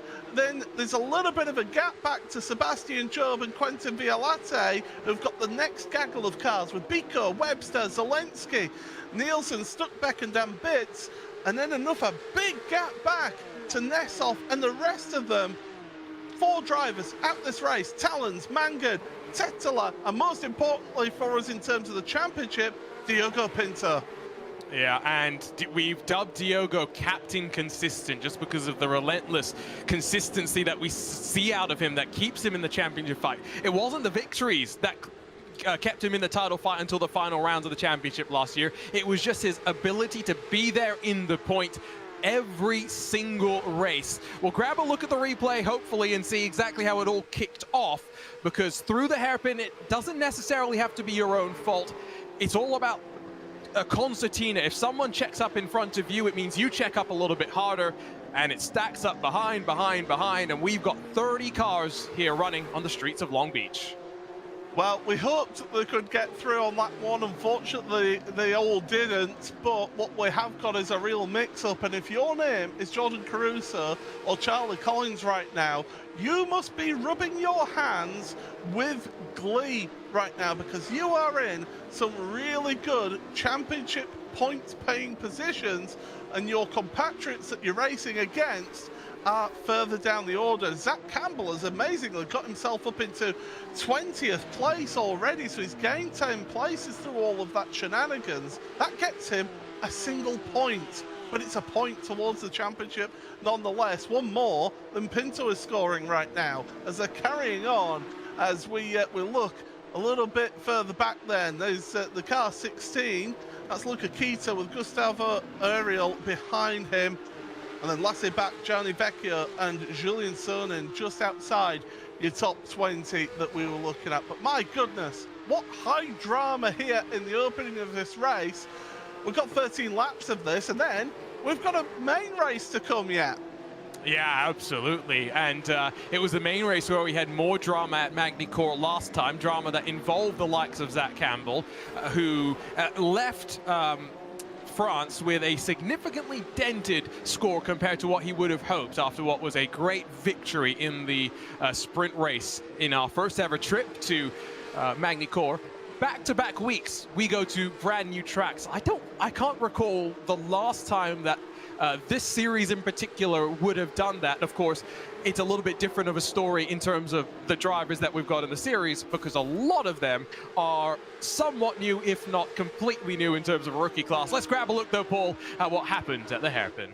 Yeah, so here we go. Here's the run through the hairpin, and you can see the front few, they're all okay. And then it starts checking up. We get a dive from Violate, and then it all just kicks off. There's more contact, and Pinto gets turned and then gets dumped upside down, and then everybody just comes piling in.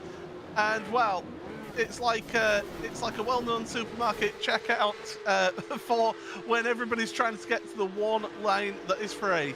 So that was Violate, I'm pretty sure, that turned Pinto as well. So I think additional eyes from race control are going to be pushed down on him. But now he's side by side with Biko as they run to turn 1. Yeah, Biko looking to that outside line of 1, Violate. They've got to keep each other's space, and Biko had to back out of that one. Of course, Biko had a good opening round of the championship at the Hockenheimring, got himself a podium in the main race. Cooper Webster as well. This is a driver who was really on fire last time out. A sprint race podium at Magny-Cours, ended up with a top 5 finish in the main race as well. So Cooper Webster, after not having the best of opening rounds of the championship, he is now trying to get himself back up and running. But well, the Oracle Red Bull eSports team, they are going to be having a hard time out there to try and move forward. Job is 3 seconds back from Charlie and Bryn Collins. They've got it tough. Webster, he's looking in front and he's thinking, I just need those 2 spots. I just need 2 spots and I could get myself pole position for the main race. If you're Sebastian Job, do you have to finish this race? And I presume he's driving from home, so does that mean he drives to the factory to then get into the simulator so that he can spend the rest of the night working on whatever Max Verstappen and Sergio Perez have sent back from the track in terms of what the car needs to do? Because that sounds like a pretty intense day, but that's what happens when you're you know, an Oracle Red Bull Racing eSports driver and the Oracle Red Bull Racing Sim driver. I think I gave him his correct titles there. Front of the field, still Altus 1-2, Stormforce 3-4, and again, this goes back to one of the things that we mentioned earlier, Paul. A little bit of a change in the lineup for the Stormforce Apex Racing Team machines as Matthias Stokebeck moves over to Fire SimSport rather, and we see Johan Harth moving from the regular Apex Racing Team to the wonderfully adorned Stormforce Apex Racing Team. It's Noah's Ark at the front of your field. You've got 2 Altus cars, 2 Stormforce cars, and 2 VRS Commander Esports cars, all together at the front of the field. It's a very colourful front of the field, I must say, as well. Plenty of bright colours for us here in the paint jobs, but we're coming up to the halfway point of this sprint race. It's still Marchena from Caruso, and then Sanchez, Half, and the 2 Collins brothers, 5th and 6th place. Job 7th, just ahead of Quentin Violate, who is under pressure from Biko Cooper Webster in 10th place. And it's at 8th place that gives you a reverse grid pole position here for the main race. So that is what these drivers are trying to find themselves here in this one. If you're a little bit just down the order, Bobby Zelensky, another one, 11th place right now. He's trying to move forward in this. I can tell you, by the way, that Oscar Mangan, Diogo Pinto and Thomas Tetela are all out there on track right now. So they have got fixes done to their cars, but they're just trying to get themselves a grid slot for the main race. Yeah, it's all about, as well, if anyone in front of them has issues trying to salvage a couple of points here and there, it may potentially be the difference between a couple of spots in the championship and therefore prize money, if not licenses. The ability to stay in the series without having to fight through the contender series at the end of this calendar year. Remember, the top 15 hold their licenses. The bottom 15 get dropped down to that contender series or to other rungs on the qualifying ladder. On board with Bobby Zalenski. It's great to see him back in action here in this series. He was one of the drivers that regained his World Championship eligibility because a handful of drivers withdrawing and pulling out from the series, retiring from the series at the end of 22 pull.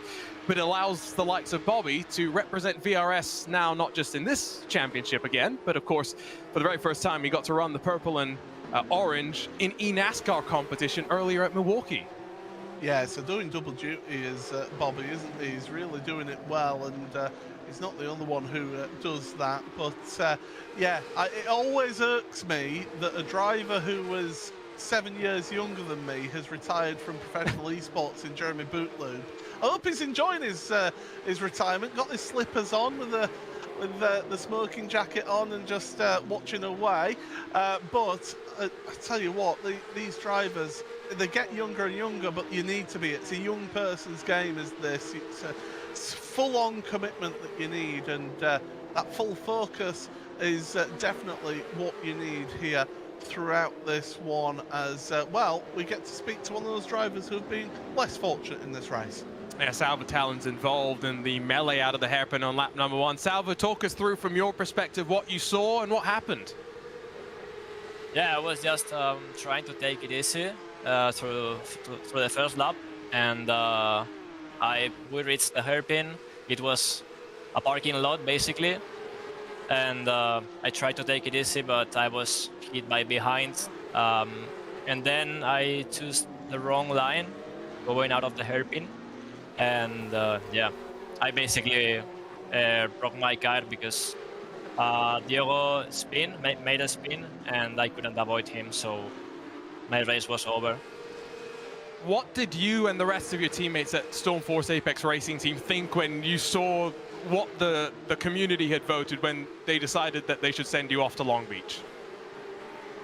I don't know, man. I mean, the track is the same for everyone, but it's just very frustrating to see that you can't respect a bit during the first lap, because I personally have been taken out of we've done 5 races so far this year, and I've been taken out on 4, so it's a bit frustrating on a driver's perspective to see this kind of behavior. But anyway, you know, the track is the same for everyone, and I think with a bit more of respect everything should be fine. But yeah.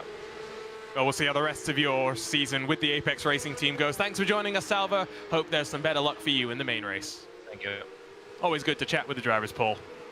Well, it is good to talk to the drivers, just unfortunately during the middle of the race is when we're chatting with some of them occasionally. But there you go, there's your race for the lead on the top of your screen. It is still Marcheno, Caruso and Sanchez. And then the race for 8th, that's the crucial transfer spot. That is what gets you the reverse grid pole position. So you do want to try and get yourselves into that one. Right now, Quentin Violate is in that spot, but Biko, Webster, Zelensky and Nielsen all want that spot, and they're all being patient right now. But with 4 laps to go in this race, I do think patience may start wearing thin, and we may see 1 or 2 moves being made towards the end of this one, especially on the last lap. Yeah, absolutely. I think it's all going to be about that 8th position in particular, right? Being at the very front to work your way through the start of the main race. And so for Job, I don't think he's going to be looking backwards. He'll be happy with 7th outside of the front row once we reverse things around. Biko's someone that's already had a decent start to the season. We saw him on the podium at the Hockenheim Ring, and we were riding on board with Cooper Webster earlier, someone that we know from Magny Core is up to speed in the championship and maybe will not have been too happy with where he qualified all the way down in 15th position. Plenty of drivers with, I think, some aggression that they'll look to let loose in the closing stages. And here's the thing as well, if Webster can actually get past the 2 in front of him and get into 8th place, it would be the 2 teammates, the 2 Oracle Red Bull Racing eSports teammates that would start at the front of the grid, and that would be really important for those 2. But there, you can see the 2 competitors, Quentin Violate, bottom left, Alessandro Bico, bottom right. It's two drivers duking it out there. It's currently Bico from Italy and Violate from France. They're just trying to sort themselves out and trying to get that 8th place, trying to get that reverse grid pole position. But Cooper Webster, the Australian, is loitering with intent in all of this, but time is running out for these drivers because when they come to the line, it will be 2 laps remaining in this one. We've got Kevin Nielsen tucked up in 12th position as well, as Bico doesn't really send it, and in fact, they play a bit of bumper cars, they all just try and work their way onto the power. Fire Simsport, definitely one of those teams that stood out to us through the course of the qualifying ladder, drivers working their way up to this World Championship Series. Lasse Bax had a pretty decent start at the Hockenheim ring. Last time out, endured some bad luck. This has also been pretty bad for him as we check on in with Cooper Webster. Dark skies for him in Australia as we watch the quick hands for Alessandro Bico. But yeah, for Lasse Back 29th, he was involved in everything that happened through the hairpin pole and continuing to be unable to get some rhythm and some momentum under him, which is sometimes what you need in a championship that you're just joining. Yeah, you do. You need to hit the ground running with a championship like this if you are coming into it fresh and new.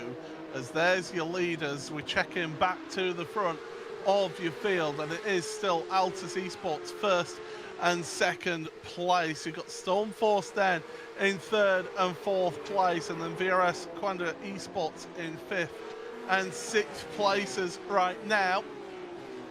Is there anybody going to make any moves, or do they think, do you know what, this is a good place to be and some good points going into the main race of this round of the championship? And contact Bico and Violate, and sneaking down the inside was Bobby Zelensky. Zelensky's move up into 8th place. Kevin Nielsen's to 9th, and Cooper Webster picked the wrong way around. Well, unfortunately there, Alessandro Bico a little bit too eager to squeeze his way past Quintin Violate. Behind Zelensky, though, Webster and Nielsen will juke and dive it down into turn number 1 and squabble for what is 9th position. They'll be trying to focus up ahead on some of these drivers potentially who I don't think we'll look for any moves here, Paul. You've got team cars basically lined up for the time being. Not sure it's really worth switching it. Johan Hart, I think, got a slowdown out of turn number 5. He's dropping back behind the VRS Coanda duo, Bryn Collins and Charlie Collins. Yes, a 4th and 5th now for the Collins brothers on this, the final lap. Jordan Caruso, though, coming under pressure from Alejandro Sanchez. Of course, Sanchez was a driver who, a few years ago, was challenging for a championship. He could be a dark one in this one, but we're coming into the final few corners. It has been from the front, from lap number 1, Simone Maria Marcheno through the final corner. Get onto the power and get yourself a race win in your debut season here in the Porsche Tag Heuer eSports Supercup. Simone Maria Marcheno from Italy is a race winner. And I think he knows exactly how tough the second part of the job is going to be, Paul, because no emotion across the line. He's going to be fighting from 8th for a slightly longer race in just a few moments' time. Wow, what a result there as Bobby Zelensky comes across in 8th place. He gets that pole position for the main race. That is going to be crucial for him out there today to give himself a really good chance at some good points. But there are your provisional results then. Simone Maria Marcheno in 1st place ahead of his teammate Jordan Caruso. Alejandro Sanchez 3rd place. Then Bryn and Charlie Collins 4th and 5th, able to get ahead of Johan Hart, who had a slowdown penalty on last lap in 6th place. Sebastian Job 7th, with Bobby Zelensky starting pole position in 8th place. And then the rest of your field going through the order. But Arjuna, take it away with your race winner.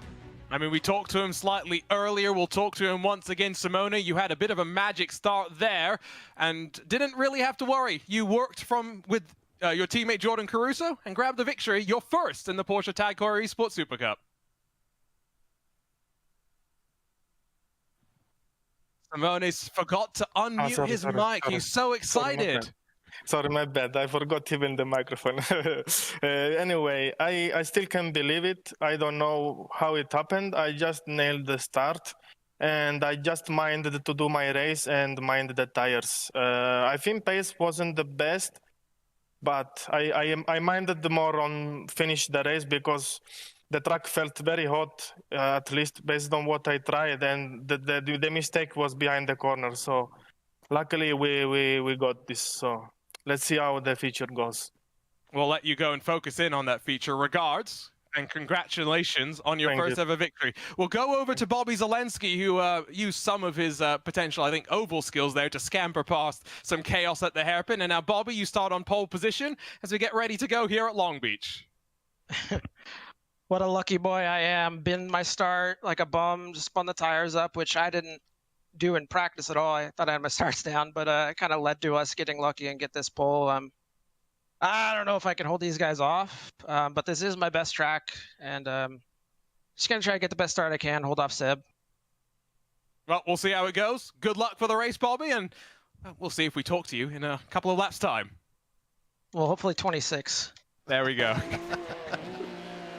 So this is what happened to Johan Half. This is the view from on board Bryn Collins. And look, just cut across the inside of that curb, it gave him a slowdown penalty, which is an automated penalty here in the iRacing service. And that means that he drops back. But here's a look at what happened in that race. And there was plenty happen in that race. Yeah, Marciano just got the drop on Caruso. Not sure if Caruso bogged down behind. Bit of chaos with, I think, Sonnen, one of the R8G machines involved. They were able to get through turn one safely. Then they did play a bit of madness. Not sure exactly what Ascari Rene was doing, but he will invoice for some lawnmower services to the city of Long Beach. Then at the end of lap number one, though, I mean, I'm not sure exactly how we can describe this other than bumper cars being played. Most importantly, though, Diogo Pinto goes up and over onto his lid, and our defending champion finishes the race down outside of the top 20.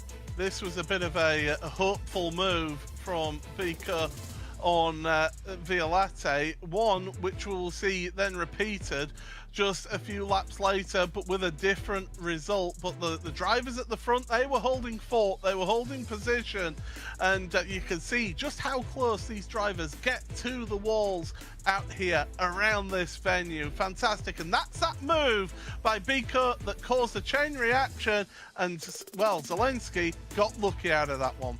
Absolutely, and he will start at the very front. It doesn't get much better than that.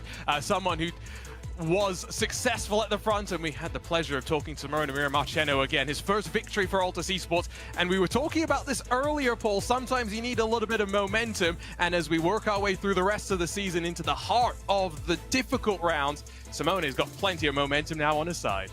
Yeah, he certainly has. We've got the main race to come up here at Long Beach before we then stay in the States but head down south to Texas to Circuit of the Americas. Then head on over to Europe, the Red Bull Ring, for the halfway point of the season. Second half of the season, back to the States, to upstate New York for Watkins Glen, then Ardennes Forest for Circuit Spa-Francorchamps.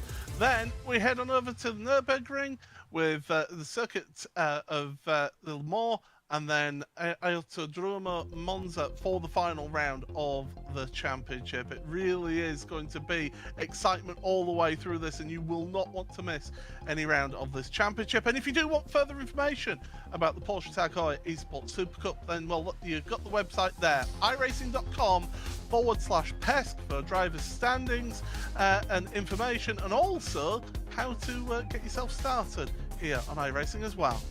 I'll be doing some official racing once again, Paul. It hasn't been going great. I've lost a whole bunch of iRating, which is not exactly what we love to see, but I've really been enjoying jumping back in and racing with some of the community. It was a little bit weird when someone actually sent me a message saying, "Are you the real Arjuna?" Because my iRacing name is Arjuna Kanki Party 2. If you see me, that is me.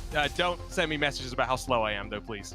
Yeah, fortunately there's about 1,000 Paul Smiths, so nobody can tell it's me, and I can go under the radar a little bit. But yeah, certainly do get yourselves here onto iRacing if you are not already a member. But it is Paul Smith and Arjuna Kankipati bringing you all the coverage here from round number 3 of the Porsche Tag Heuer eSports Super Cup, and we are getting ourselves set for the main race. Double the length of that sprint race, so 26 laps for these drivers to compete around here, and it is Bobby Zelensky and Sebastian Job share row number 1 with Johan Half and Charlie Collins row number 2, Bryn Collins and Alejandro Sanchez on row number 3. Fourth row of the grid is the drivers who finished first and second, Caruso and Marchena. Then they start where they finished. Webster and Nielsen with Bigco and Stuckbeck. Row 7 for Dambitz and Sariko with Violette and Nessoff. Fluke and Campbell on row number 9. 10th row is Reiner with Kita. Then Kaita, Ariel, Beneke. Didn't move forward there. Vecchio with Sonnen. Mangan, Pinto. That is a huge one. Pinto down there on row 14. Tetela back. And then Salvatallans rounds out your 30-car grid. We've got about a minute to go here before we get ready for the main race. Are we going to see some more shenanigans? Are we going to be seeing drivers being patient and waiting for the end of the race here, Arjuna? I'm not really sure. The reality is just the way that the way the racing plays out here with the amount of concertinas that you have, 30 feisty drivers ready to go racing. It is so difficult to stay clean. Here's a look at some of those drivers. Final moments, couple of different drivers have different preparations. I'm talking with their teammates, just some in a moment of zen, but all knowing for 26 laps, they've got to try and survive with those they're fighting against. They'll be getting themselves ready for this race. Wow, I'm looking forward to this one indeed. I tell you what, if you're Simon Feigl from Altus Esports, you're dancing after that sprint race, but now you're going to be nervous and biting your fingernails once again because it is back on again. We are getting ourselves set then for the main race here in the Porsche Tag Heuer eSports Supercup round number 3, coming to you from Long Beach, California. The revs rise. The green flag is out and away we go for racing, and it's a great launch from the front of the grid for Sebastian Job. A terrible start for Zelensky. Collins and Half moved their way through on him, and now even more trying to get the moves done on Zelensky. It's been an awful start for Bobby, and there's a car out of control. Oh, it's a VRS car. Oh my goodness, there's cars everywhere. It's carnage at turn number 1, and I think it was Bryn Collins who was going in sideways there into the fountain for the first time in this main race. There's bumping, there's boring, there's panel bashing, there's paint being swapped. Well, this car's absolutely everywhere. I saw Diogo Pinto being a pinball of his own through the fountain, so he's got some damage, I think, on his number 70 team red line machine. But my, oh my, Bryn Collins coming in like a wrecking ball and taking Bobby Zelensky with him there. Not much Zelensky could do. I will just point out Zelensky struggling off the line. Maybe we shouldn't be so shocked, Paul. Unlike a lot of these other drivers with his split commitments, standing starts very, very different to what he typically will race in the eNASCAR Coca-Cola iRacing series. But of course, now at the front once again, Sebastian Job looking to make a statement. I think he'll be wishing that he had a round steering wheel as well for that hairpin, having to grab all the way around, full lock around the hairpin as we go through there for the first time. We've got a car around. Don't say that's Jamie Fluke. It is, and the Apex Racing Team driver is going to drop all the way to the back with a car onto pit road as well. That's Bryn Collins who's onto pit road to get some repairs done to his car. Well, there's drama, there's chaos, there's panic, and there's disorder. And this is exactly what you, the audience, voted for in the track. Oh, this is Zach Campbell. It is. He's into the wall, and I do feel that it was maybe pushed there. Who by? I don't know. Now Vecchio goes around at the fountain. What on earth is happening out there? The drivers are losing their minds. I mean, there's no two ways about it. There's some pretty ridiculous stuff going on right now. I think Zach Campbell got bullied there by Diogo Pinto. So there are major championship implications as to some of these incidents. Diogo Pinto's now potentially going to get dinged for his involvement. And of course, is there damage on his machine as well? He's currently in 20th spot. I mean, Sebastian Job has not enjoyed maybe the calmest start to the season, Paul, but he is being brought right back into the championship fight, except wait, who's behind him? Ding dong, there's Charlie Collins. Oh, Charlie Collins. Well, I mean, he came into this round this week just 2 points behind Diogo Pinto did Charlie Collins. We look at the live points right now, and it is Charlie Collins who's got a 6-point lead. If they finished where they are right now over Jordan Caruso, and then Sebastian Job is up to 3rd place if he finishes where they are. Pinto from the lead of the championship down to 4th place. So he really is having a nightmare out there. Do you know what? Last season we saw Pinto only have 1 bad race. Not a bad round, just 1 bad race. This week he is having a bad week. I think this is where Charlie Collins is just going to be so relieved, right, that he's going to get through this round of the championship safely. Charlie Collins, someone that we saw break onto the scene in 2020 on his way to the World Championship. His first season here, finished in 3rd at the end of 2021, 5th at the end of last year. So I think just maybe showing us that the 2021 speed was him putting it all together, and now looking like he's going to be able to do that once again, consistently at the front, 2nd in the points like you mentioned. But you saw the live points. It was a major margin that Caruso and Collins are starting to build over those behind. It's still very early in this championship. There are no drop rounds to consider. You cannot let anyone run away with the title. No, you certainly cannot. And I mean, Sebastian Job currently at the front of the field. He's yet to get a podium this season. He's only had, his best result was actually 2 4th places last time out at Circuit Manicourt. So Sebastian, right now, he wants to get himself a win. Is that Julian Sonin? It is. Down the inside into turn number 1. So Sonin moving up to 17th ahead of Gustavo Ariel in 18th place. Matthias Stuckback, he's lost 7 places from where he started in this race. He's down to 19th in all of this. Wow. We'll take a quick recap of where we stand right now. Job at the front with Johan Haaf 2nd, Charlie Collins 3rd ahead of Jordan Caruso. His fellow Australian Cooper Webster in 5th ahead of Alessandro Bica. Your race 1 winner is Simone Marciano with Christopher Dambitz rounding out your top 8 here in this main race. But we're only on lap 4, Arjuna, and here comes your replays of lap number 1. So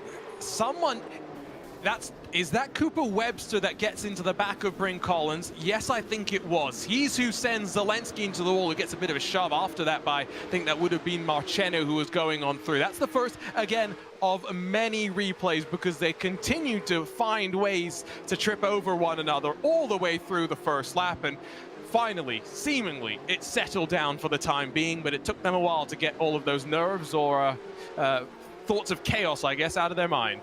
I think the drivers kind of forget that we don't go bowling until Watkins Glen in a few weeks' time in this series. So, yeah, getting in a little bit early with the bowling here in this championship as we go through and carry on. As you say, though, things have settled down here at the front. Job has pulled away at the front here by 1.5 seconds. Here's a look then at what happened from Cooper Webster's point of view. So let's see if that is the case. Oh no, it was the Altus car that got into him. It was Marchen. No, it was Caruso. Wow, there we go. So, if we can get a look from up above, I'm going to send my request to the iRacing production team. Please and thank you. I will send you all cookies after this. We really need to see how they were all fanned out, because from the first angle we saw, it did kind of look like Webster was directly behind Zelensky. And to clarify, I saw some comments in the Porsche Twitch chat, if you're watching on the iRacing eSports network. It was Bryn Collins that got tagged in that, not Charlie Collins. Bryn Collins is 29 and back in the pit lane. Charlie Collins is up in 3rd, if you needed a clarification there. Yeah, it is, and so that is what is happening out there. By the way, Arjuna, you don't know this because you're only new to the series this season, but they will hold you. They will hold you to that promise of cookies. I'm good for it. Donuts, cookies, whatever it is. Let's go and take a look at this one, and let's see from up above exactly what goes on here. So into the corner. It is the Coanda car that actually comes across the road. So was that Charlie Collins putting the fade on Bryn Collins? No, it was Zelensky. Excuse me. Yep, there we go. We got there. I was wrong with the brain fade there. Well, we got there in the end. That's the main thing. But yeah, after a really good result in that opening race, to be out of the race in the pit lane for Bryn Collins. Yeah, that's not ideal. Suboptimal is what we like to say. So the drivers are still sorting ourselves out here. We will get more looks at what on earth happened out there, because lap 1 there was so much happened. It was a case of where do you look? You need eyes in the back of your head in this series. But one driver, I was about to say he's pulling away, he's not. Johan Harp is actually catching up to your race leader Sebastian Job, and on that last lap was about 0.2 quicker than Sebastian. So Johan Harp has got a bit of a shift on at the moment. I feel like we should bring it up, Paul. Johan Harth was the subject of Zach Campbell's ire 2 weeks ago at Magny-Cours, right after what happened in that main race at the hairpin. That took, unfortunately, Zach Campbell out. We talked to him. He directed some words the way of Johan Harth, and Jamie Fluke, who we're going to grab a look at here in towards the hairpin, was not impressed by the way they drove. I think Harth came in here with something to prove. Where exactly is Jamie Fluke relative to Gustavo Ariel? It's just filtering and funneling down in through the hairpin. Maybe Jamie could have left a little bit more room. Maybe Gustavo could have been a little bit tighter, but fortunately not as dramatic and not as fatal in some cases as it was for Diogo Pinto in race number 1 of the evening. Yeah, so that was how Fluke ended up the wrong way around, and had to give it a boot full of throttle and dump the clutch to get that car back facing the correct direction. But yeah, Harth right now, he is on a good week. I mean, I think it's fair to say that he's not had the start to the season that he would have wanted. Okay, he got a 6th place at Hockenheim in the main race, did Johan. But the rest of the season he's been 16th, 12th, 23rd.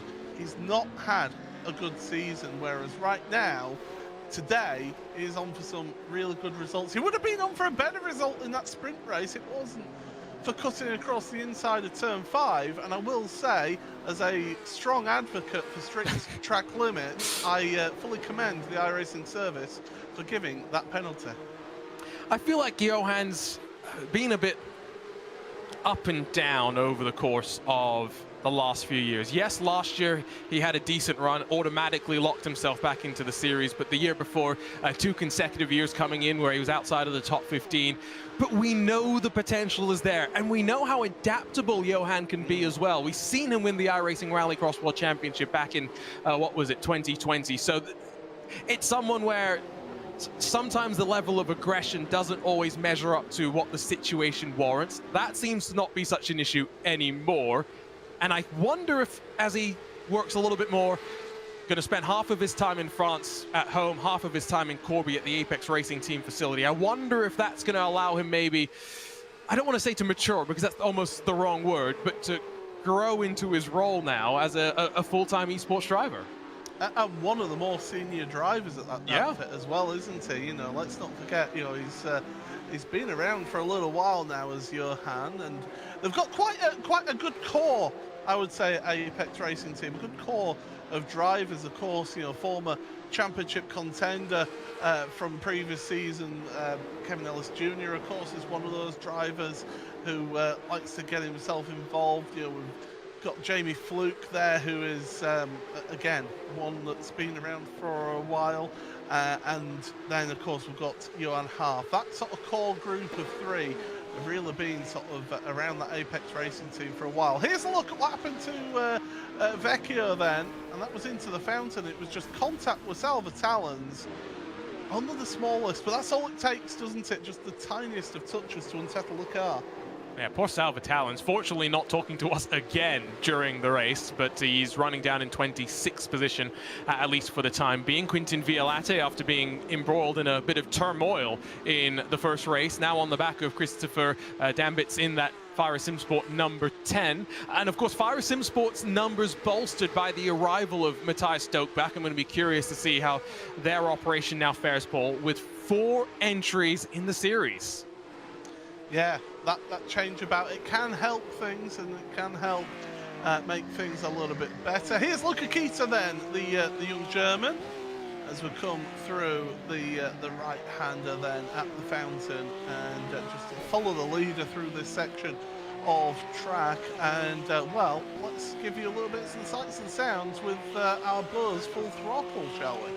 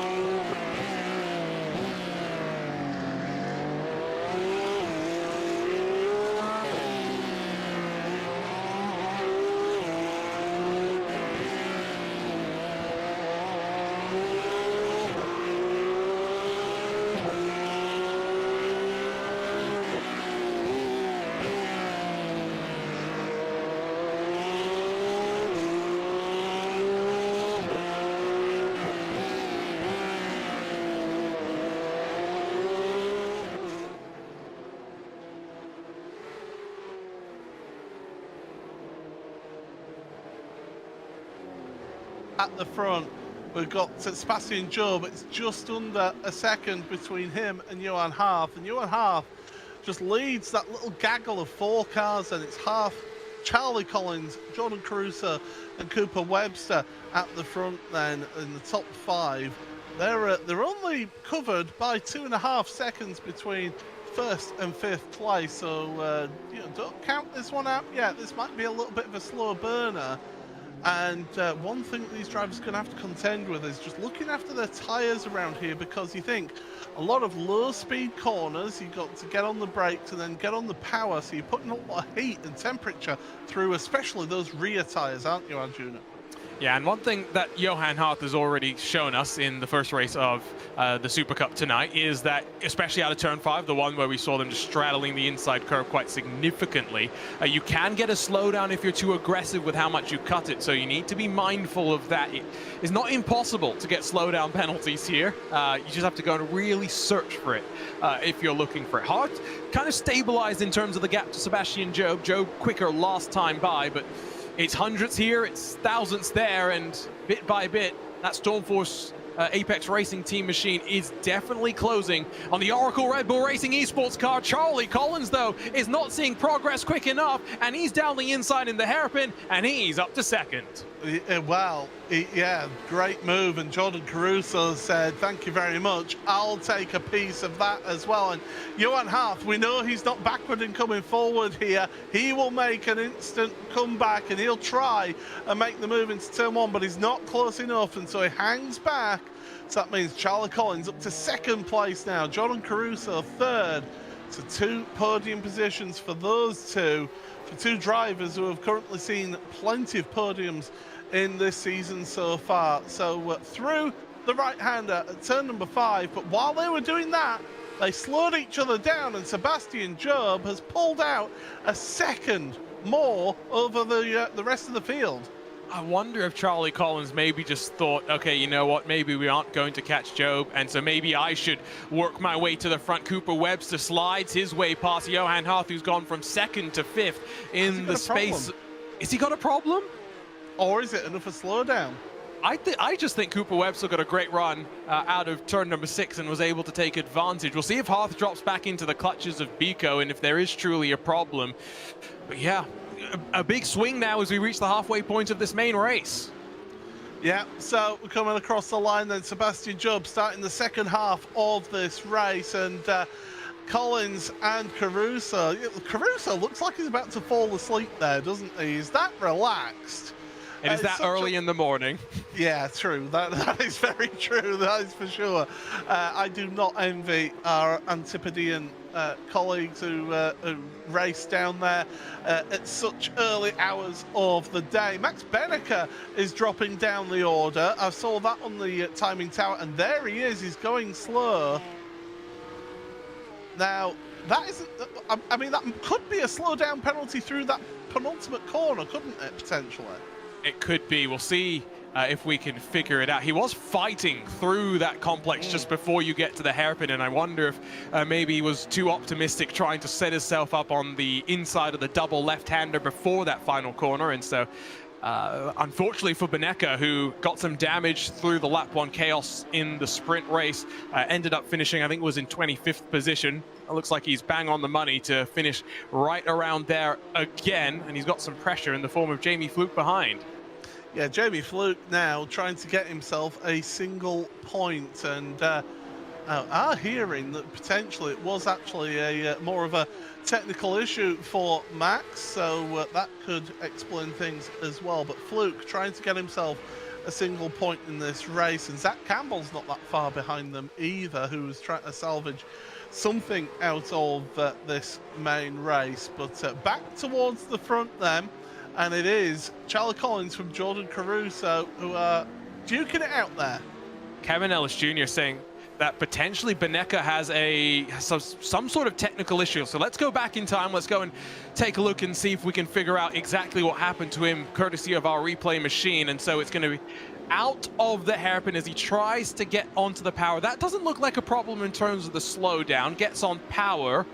It does go, but then it just kind of stops going, and that does kind of look like the telltale indication of a shifter failure. And so it's the good old unplug the USB, replug it back in, and hope that it resets in time that you don't lose too many positions. Do you know what? A teammate of mine once was having problems with his wheel, and he literally, this was in the Sebring 12 hours, the official iRacing Sebring 12 hours, he was disconnecting he was taking the wheel rim off of the base, spraying some spray down into the wheelbase to try and sort of form some sort of connections, and slamming his wheel back onto it. And he had to do that each lap to try and get the paddles working for gear changes. And it worked for him, and he managed to do his stint. So you can have these issues, but let's have another look and let's listen. And it's out of this hairpin is where you want to listen to that engine note. So here we go, into the hairpin.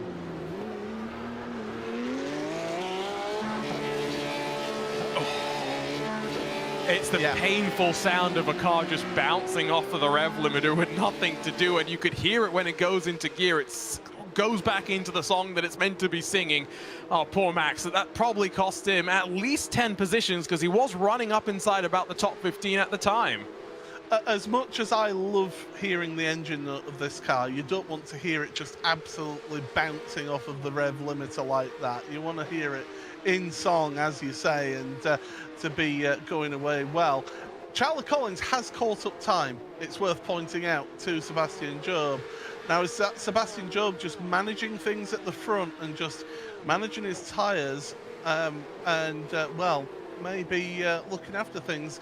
Here is a driver, Christopher Dambit, who knows his way around this championship. He's been missing last season, but he's back here in the championship, and he finds himself right now in the R8G eSports car in 8th place, and going well so far at this point in time. Yeah, the former Red Line driver, that of course has been paired with the likes of Benneker in the past. Now, of course, with Fire Simsport as we ride on board with him, being chased down by Via Latte behind. Always interested to see how drivers respond to various team switch-ups. Danbeat seems to have found a pretty nice home along with the likes of Nielsen back, and now Stoke back, of course, joining the team as well. So going to be very curious to see how he continues to develop over the course of the season. I want to go back very quickly, though, to Sebastian Job, Paul, because you are one of the voices not just of the Porsche Tag Heuer eSports Supercup, you're also one of the voices of the Porsche eSports Carrera Cup Great Britain, where we have seen in consecutive weeks Sebastian Job somewhat putting himself into situations he doesn't need to be in, and then getting taken out, unfortunately, and scoring minimal points in the second races. it's a mindset that somehow it feels like Seb sometimes gets in. It's great to see that at least today he wasn't in that. You saw the frustration in qualifying, but didn't let it get to him. Yeah, he didn't at all, and he worked hard, got himself that 7th place finish in the sprint race here. But here in this main race, finds himself at the front, and yeah, he's just holding on to that place. And by the way, you are absolutely right there, Arjuna. It is Fire that Dambit races for, getting me car colours and team names mixed up there earlier on. But he has got the RHG eSports car of Quentin Violate right behind, and we've seen how aggressive Violate is. In fact, you can physically see how aggressive Violate is by the flattened nose of that Porsche, a telltale sign that he's being into the back end of somebody. Yeah, no, I mentioned the accordion, right? The concertina. It just happens so much more significantly at this track because through a lot of the corners, there are multiple different lines. Like, for example, there out of 6, you'll see some take it tighter, some sweep out wide. Even through here, I don't feel as confident as some of my teammates as getting all the way out to the outside of the tire wall, but we check back in at the very front. Charlie Collins felt the need to make a lunge into the hairpin to get past Johan Harth. Well, he's brought the gap down to Job to under 1 second with 8 laps still left to go here at Long Beach. One thing that could help Job out here, though, is that Cooper Webster, his teammate, is in 4th place, so he could come into play here in this series and, well, in this race. And in this series, well, we don't need gimmicks of DRS. We've got pure racing action right here. So, yes, they're within a second, but Collins, Charlie that is giving himself a bit of a challenge and a bit of a hope of trying to get himself a race win here in this race. Yeah, and Charlie Collins, I think now is just going to be, if I was in Collins' ear, if I'm Philip Stam, team manager at VRS Coanda, I'm saying it doesn't matter second or third, realistically. The closest championship rival, at least in terms of live points, not factoring any race control decisions after this, is Caruso. And Caruso is involved in some of what we've already seen so far today in terms of the action that race control is going to take a look at.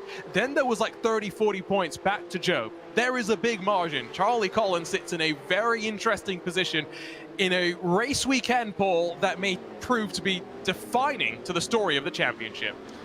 Yeah, it is early on. You said it earlier in the commentary. It is early in the championship, but you can set up a championship run in the early stages of a season. Get yourself some good championship points at the start of the season. It builds yourself that foundation to then go on and push on throughout the season. It's best to be leading from the front than chasing.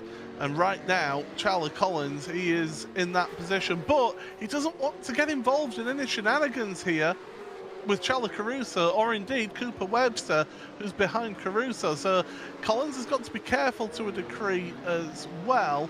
Here, we'll look a little bit further back at Sam Keiter and also Alexei Nesov. Nesov is somebody that we've not really mentioned much this season. Again, one of those drivers coming in, and Alexei having to find his feet in this championship. Only had 2 points coming into this round of the championship, but certainly in a good spot right now in 15th. He scored more points than that, but another one of the drivers that's been a bit naughty so far this season.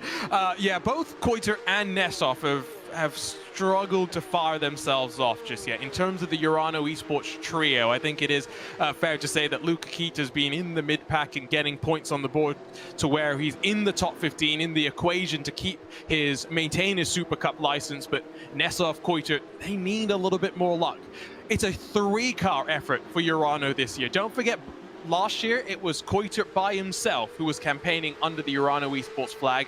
He's no longer the rookie. He's got 2 teammates to help him work through data as well. And so this is a good opportunity for Nesov to maybe try and put the carnage of the first 2 weeks behind him and focus on the results.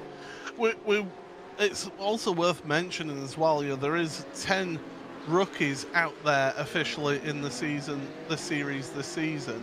Oscar Mangun came into this round as the leader of the rookies, but Lassie Bach is certainly involved in that battle for the best of the rookies. Now, Lassie he's not finishing this race. He's out. Oscar Mangan got involved in that shenanigans on lap 1 in the sprint race. He's currently in 22nd, only getting a few points here. Luca Kita, you mentioned it, he's just been in and around that mid-table, that mid part of the grid, and he's been working his way through, so he could be a dark horse for the best of the rookies. Meanwhile, at the front, 6 laps to go. Well, chalk that, because when they come across the line, it'll be 5 laps to go here in the main race of the Porsche Tag Heuer eSports Supercup, round number 3 here from Long Beach, California, and it is Sebastian Job at the front of the field right now, leading this one from Charlie Collins. Jordan Caruso, 3rd place. Well, he had a really good qualifying, didn't get the win in the sprint race, but got himself a 2nd place in the sprint race. He was delighted with that. But Cooper Webster behind, his fellow Australian right now, will be hoping to move some way forward in this this little gaggle of cars. Johan Half, well, he settled himself down in 5th place, but he is off the back of these by 3 seconds. Alessandro Bica in 6th place ahead of your sprint race winner Simone Maria Marchena in 7th place, and Christopher Dambitz is 8th place. We're going to get another look at a replay here then, Arjuna, of Cooper. No, we're going to get, sorry, not a replay, sorry. We're going to get another on board then. Cooper Webster is in 4th place. Let's go. Some more Buzz Full Throttle.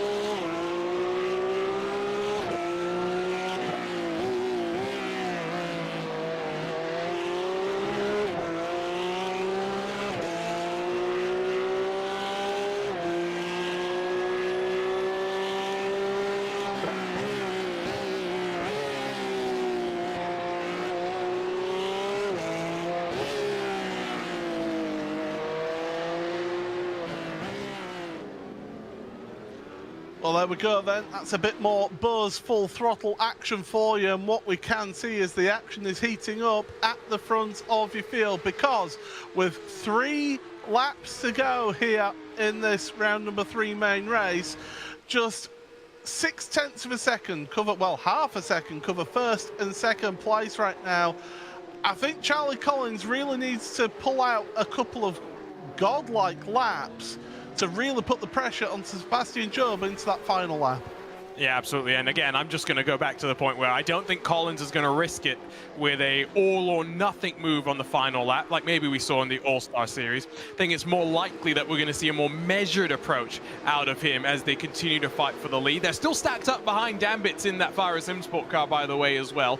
Zelensky, after starting on pole position for this main race, still on course to get a top 10, which I guess all things considered for Bobby is still going to be a decent haul of points and a decent result to add to the calendar, I guess, so far in 2023.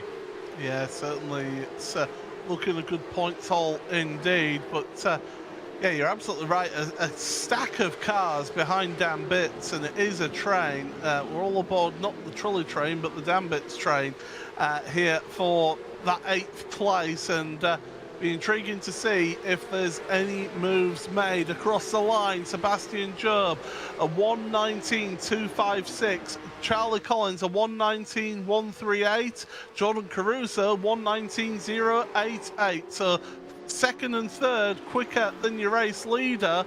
But we've seen it's difficult to overtake around this track, and you've got to make that move and make it stick. So Sebastian Job right now, he is feeling a little bit of the pressure here, I do imagine. Jordan Caruso, Well, he's just nice laid-back approach to this. Nice and calm, not using any more energy than he has to here in this one. And that can be key around tracks like this, can't it, Arjuna? Not wasting energy, sort of leaning forward and really getting into it. Just be nice and relaxed and be at one with the car. So it is going on 7:17 in the morning in Australia. Let's say Jordan Caruso woke up 4 hours ago to start getting himself mentally prepared. It means he set his alarm probably for 3 o'clock in the morning. It is abnormal to get your body ready for competition at that sort of a time, especially if you're not practicing at that sort of a time consistently. But he's calm, he's cool, collected. In front of him, though, Charlie Collins has latched onto the back of Sebastian Job with one final lap to go. Does the Coanders eSport driver have enough to go for the look?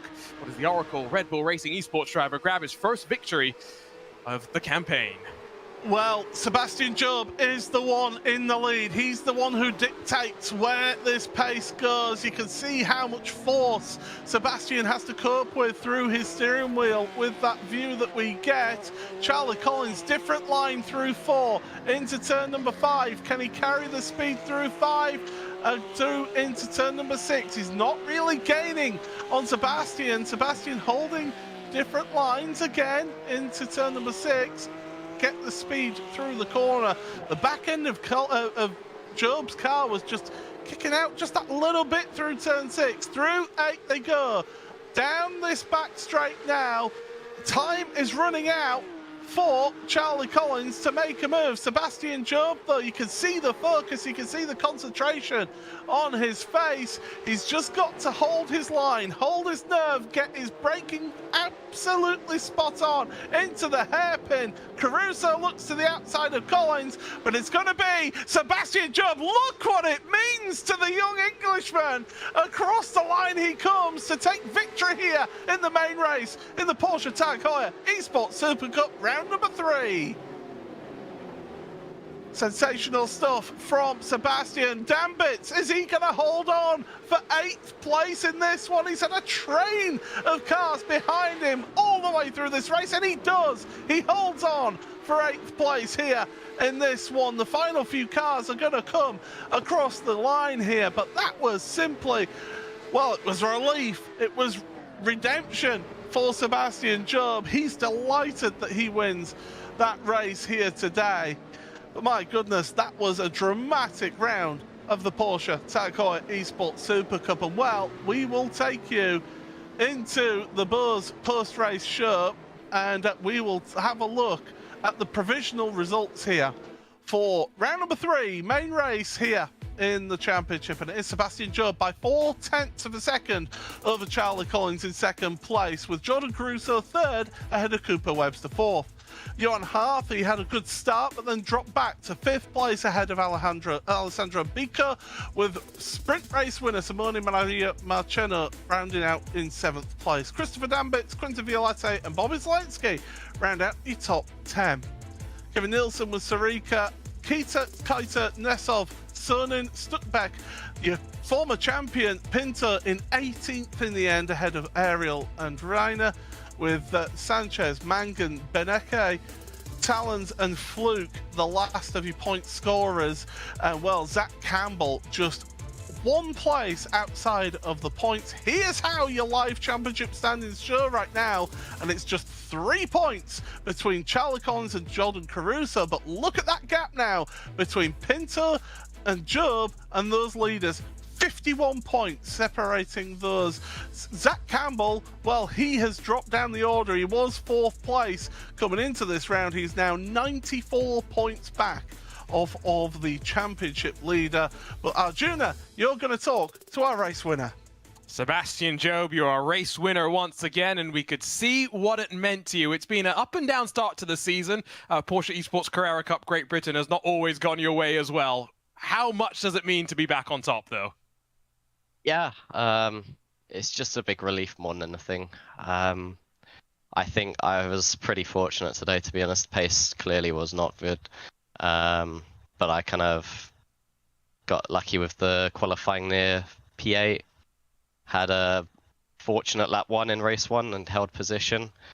And then yeah, just kind of didn't have to do a whole lot other than pumping the laps in the main race. But clearly I have some massive work to do because the pace was atrocious. And it's been like that for every round so far. And I thought I made some progress, but clearly not. So yeah, I'm just glad to minimize the damage, but there's still a lot of work that needs to be done. It's a championship round that has thrown things all the way for a toss. I do have to ask you, though, I'm sure part of you wants to go focus on our race next time out at the Circuit of the Americas. Do you have to go drive to the factory now to go and get ready to get the car better based on what what Max and Checo have been saying overnight? No, luckily they have someone else in for this this race, so I'm all good. I'm free to focus on the next round of this. Gotcha. Well, congratulations, Seb. Great to see a smile back on your face once again, and can't wait to see you back on track when we head to Texas. Thank you. We'll go from Sebastian Job to Charlie Collins, who looks like he's getting ready to mount a title challenge if he can survive the chaos here and continue to be consistent. Our new championship leader, Charlie, how are you feeling about everything you saw in the rearview mirror? Oh, guys, that felt like a win. I'll be honest. Coming into this race, I had such low confidence. I think, yeah, we'd seen in testing that maybe we weren't that fast. So honestly, I'm so happy with that. And I saw, my rear mirror, I saw a lot of carnage, which is unfortunate. I mean, as we now look forward, we've got Circuit of the Americas coming up next, but most significantly, the fact is that with Diogo, with Zach, and with a handful of others having issues here, there's a championship margin that's starting to be built up just a little bit. How are you now going to approach it from a mindset point of view as we work through the rest of the season? I mean, it's still quite early in the championship, so I think just like normal, I'll be honest. Yeah, I think just carry on doing the same thing. Maybe I need to work on my qualifying, and yeah. I'm being told that you need to hang that art up behind you. That might help you a little bit more on your quest for the championship. Thanks for joining us, Charlie. We'll chat with you hopefully in a few weeks' time. Let's go over, though, to the man that seems to be the one to beat in qualifying. Jordan Caruso grabs his second Tag Heuer pole position award of the season in an Altus 1 and 2. How good did that feel, Jordan? Yeah, that was amazing. Thanks. I mean, when I saw Simone P1, I was just thrilled because he's put in so much effort, and to see him finally get a really good result was awesome. And then I was pretty happy with my lap, and to go P1 again, I was stoked. And then just tried to stay chill in the sprint. I didn't want to do anything stupid to ruin our race. So stoked for Simone. You actually had a gap behind you as well in qualifying, which I think was quite significant. Start didn't necessarily go as well in the sprint race, but you were able to position yourself such that in the main race, you were able to get your way back up to the podium, not without a bit of contact and a bit of drama, though. Talk us through what you thought about Long Beach. Yeah, I mean, carnage is pretty hard to avoid here. I couldn't be more sorry to Bryn and everyone who was caught up in that incident. That was, my bad. I went in a little bit too deep, and I didn't expect Bryn to break so early, but it's not his fault. I went in too deep, so couldn't be more sorry to everyone involved in that. But I guess after that point, I just had to put that behind me and drive as well as I could. Charlie had really good pace and made the move on Johan, so I sort of capitalized on that, and the pace was good, and I was just sort of happy to sit third. But overall, couldn't be happier. And, we've put in a lot of effort throughout the whole week and the whole year, and I'm glad to see it's paying off. It's 7:30 in the morning, so I guess you're going to go eat breakfast and then maybe sleep. Congratulations on another great result here in the Porsche eSports Supercup. Thanks, man. See you later. Well, let's take a look at where we go next, because it is down to the great state of Texas for Circuit of the Americas in 2 weeks' time. Same time, same place. You do not want to miss that one. It's a completely different circuit. You've gone from the narrow streets to the wide open spaces of Texas. Absolutely. The climb up in towards turn number 1 still going to invite, I think, some sends on the opening lap, but then it's a rather technical first sector, a long straight, and then a technical final sector. It's one where the drivers are going to have to wheel it, and I can't wait to see, with such a dramatic championship shift, how the drivers head into the next round in 2 weeks' time. Yeah, it's certainly going to be a real challenge for those drivers. But my goodness, what drama, what excitement that we saw here today at Long Beach. And it's been a pleasure to have you all along here. It was the community that voted for us to race here at Long Beach today. So thank you all so much for helping us decide which venue we came to. But in 2 weeks' time, we head to Texas. But from everybody here at iRacing and at Porsche, it's goodbye for now.